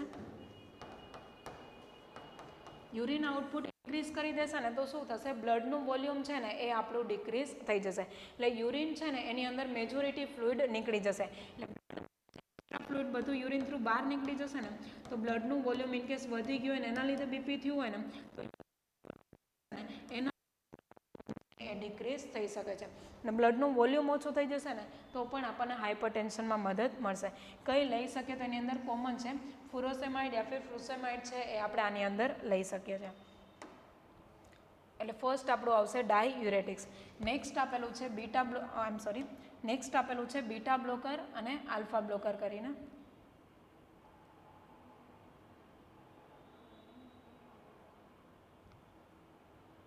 ઓકે, નેક્સ્ટ આપણને આપેલું છે બીટા બ્લોકર અને આલ્ફા બ્લોકર. અગેન આવી જાઓ સિમ્પેથેટિક નર્વસ સિસ્ટમમાં. SNS એક્ટિવેટ થશે ને એના જ બે હોર્મોન છે એની સાથે વધારે પડતા રિલીઝ થશે. નામ સાંભળેલા હશે એપિનેફ્રિન અને બીજાનું નામ છે નોર એપિનેફ્રિન. યા ફિર તમે એડ્રીનાલિન અને નોર એડ્રીનાલિન બી કહી શકો છો, વસ્તુ સેમ છે. SNS જ્યારે પણ એક્ટિવેટ થાય ને એના બે હોર્મોન છે એની સાથે વધારે પડતા રિલીઝ થશે એપિનેફ્રિન અને નોર એપિનેફ્રિન. એપિનેફ્રિન છે ને હવે મેં તમને કીધું એ રીતના વસ્તુ રિલીઝ થઈ જશે ને તો ડિરેક્ટલી ઇફેક્ટ નહીં આપે. એને શું કરવું પડશે? એના રિસેપ્ટર સાથે બાઇન્ડ થવું જરૂરી છે. એટલે એપિનેફ્રિન રિલીઝ થયું, જો એના રિસેપ્ટર ઉપર બાઇન્ડ થઈ જાય ને તો ડિરેક્ટલી એ કન્સ્ટ્રિક્શનની ઇફેક્ટ આપશે. નોર એપિનેફ્રિન રિલીઝ થયું, એ પણ એના રિસેપ્ટર સાથે બાઇન્ડ થઈ જાય ને એ પણ ઇફેક્ટ આપશે કન્સ્ટ્રિક્શનની. હવે આપણે કરવાનું શું છે? SNS એક્ટિવેટ થઈ ગયેલી છે, એપિનેફ્રિન બી આવી ગયો છે, નોર એપિનેફ્રિન બી આવી ગયો છે. એને આપણે રોકી નથી શકવાના, એ બોડીની નોર્મલ મિકેનિઝમમાં આવી જશે. આપણે કોને અટકાવી શકીએ? કે એ જે રિસેપ્ટર સાથે બાઇન્ડ થાય છે ને એ વસ્તુને આપણે અટકાવી શકીએ છીએ. કઈ રીતના? તો કે આ જે રિસેપ્ટર છે ને માની લો કે આ એપિનેફ્રિનનું રિસેપ્ટર છે અને આ બીજું જે છે ને એ નોર એપિનેફ્રિનનું રિસેપ્ટર છે. બંને રિસેપ્ટર છે ને એને બ્લોક કરી દઈશું આપણે. બ્લોક કરી દઈશું ને તો ઇનકેસ એપિનેફ્રિન બનશે બી ને તો પણ એ રિસેપ્ટર સાથે બાઇન્ડ નહીં થાય. નોર એપિનેફ્રિન બનશે બી ને તો પણ એ રિસેપ્ટર સાથે બાઇન્ડ નહીં થાય. જ્યાં સુધી રિસેપ્ટર સાથે બાઇન્ડ ના થાય ને ગમે એટલું બોડીમાં એપિનેફ્રિન કે નોર એપિનેફ્રિન છે ને એ કન્સ્ટ્રિક્શનની ઇફેક્ટ આપી શકશે નહીં. હવે એનું બાઇન્ડ થવું જરૂરી છે. તો બાઇન્ડ થાય છે ને એને આપણે અટકાવવાનું છે. એના માટે આ બંને ગ્રુપ આપણે યુઝ કરશું. ફર્સ્ટ આપેલું છે બીટા બ્લોકર કરીને. બીટા શું છે? તો કે બીટા રિસેપ્ટર છે. અને બીજા એક રિસેપ્ટર આપેલા છે આલ્ફા રિસેપ્ટર. બીટા રિસેપ્ટર ને આલ્ફા રિસેપ્ટર. બીટા કોના માટેના રિસેપ્ટર છે? તો કે એપિનેફ્રિન માટેના રિસેપ્ટર છે. આલ્ફા કોના માટેના રિસેપ્ટર છે? તો કે નોર એપિનેફ્રિન માટેના રિસેપ્ટર છે. એટલે ઇફ SNS એક્ટિવેટ થઈ એપિનેફ્રિન બનશે ને એ કયા રિસેપ્ટર સાથે જોડાશે? તો કે બીટા રિસેપ્ટર સાથે. ઇફ નોર એપિનેફ્રિન બન્યું ને કયા રિસેપ્ટર સાથે જોડાશે? તો કે આલ્ફા રિસેપ્ટર સાથે. તો આપણે કરવાનું શું છે? બંને રિસેપ્ટરને બ્લોક કરી દેવાના. આ બીટા છે, મેડિકેશન આપી બ્લોક કરી દો.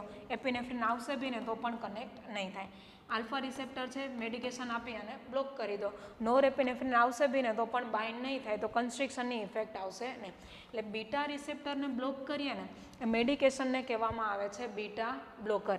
આલ્ફા રિસેપ્ટરને આપણે બ્લોક કરીએ છીએ ને એ મેડિકેશનને કહેવામાં આવે છે આલ્ફા બ્લોકર. એટલે બીટા રિસેપ્ટરને બી બ્લોક કર્યા અને આલ્ફા રિસેપ્ટરને બી બ્લોક કર્યા, બંને હવે વાઝો કન્સ્ટ્રિક્શનની ઇફેક્ટ આપી શકશે નહીં. બીટા બ્લોકર કયા કયા છે? એકદમ કોમન સાંભળેલા હોઈ શકે. પાછળ જેમાં લોલ આવશે ને બધા હશે બીટા બ્લોકર.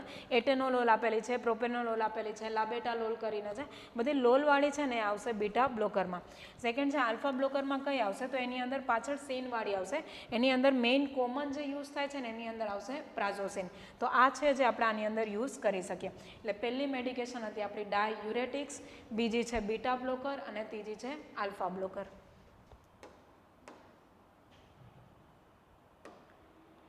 નેક્સ્ટ આપેલી છે, નામ પરથી જ ખબર પડી જશે, વાઝો ડાયલેટર.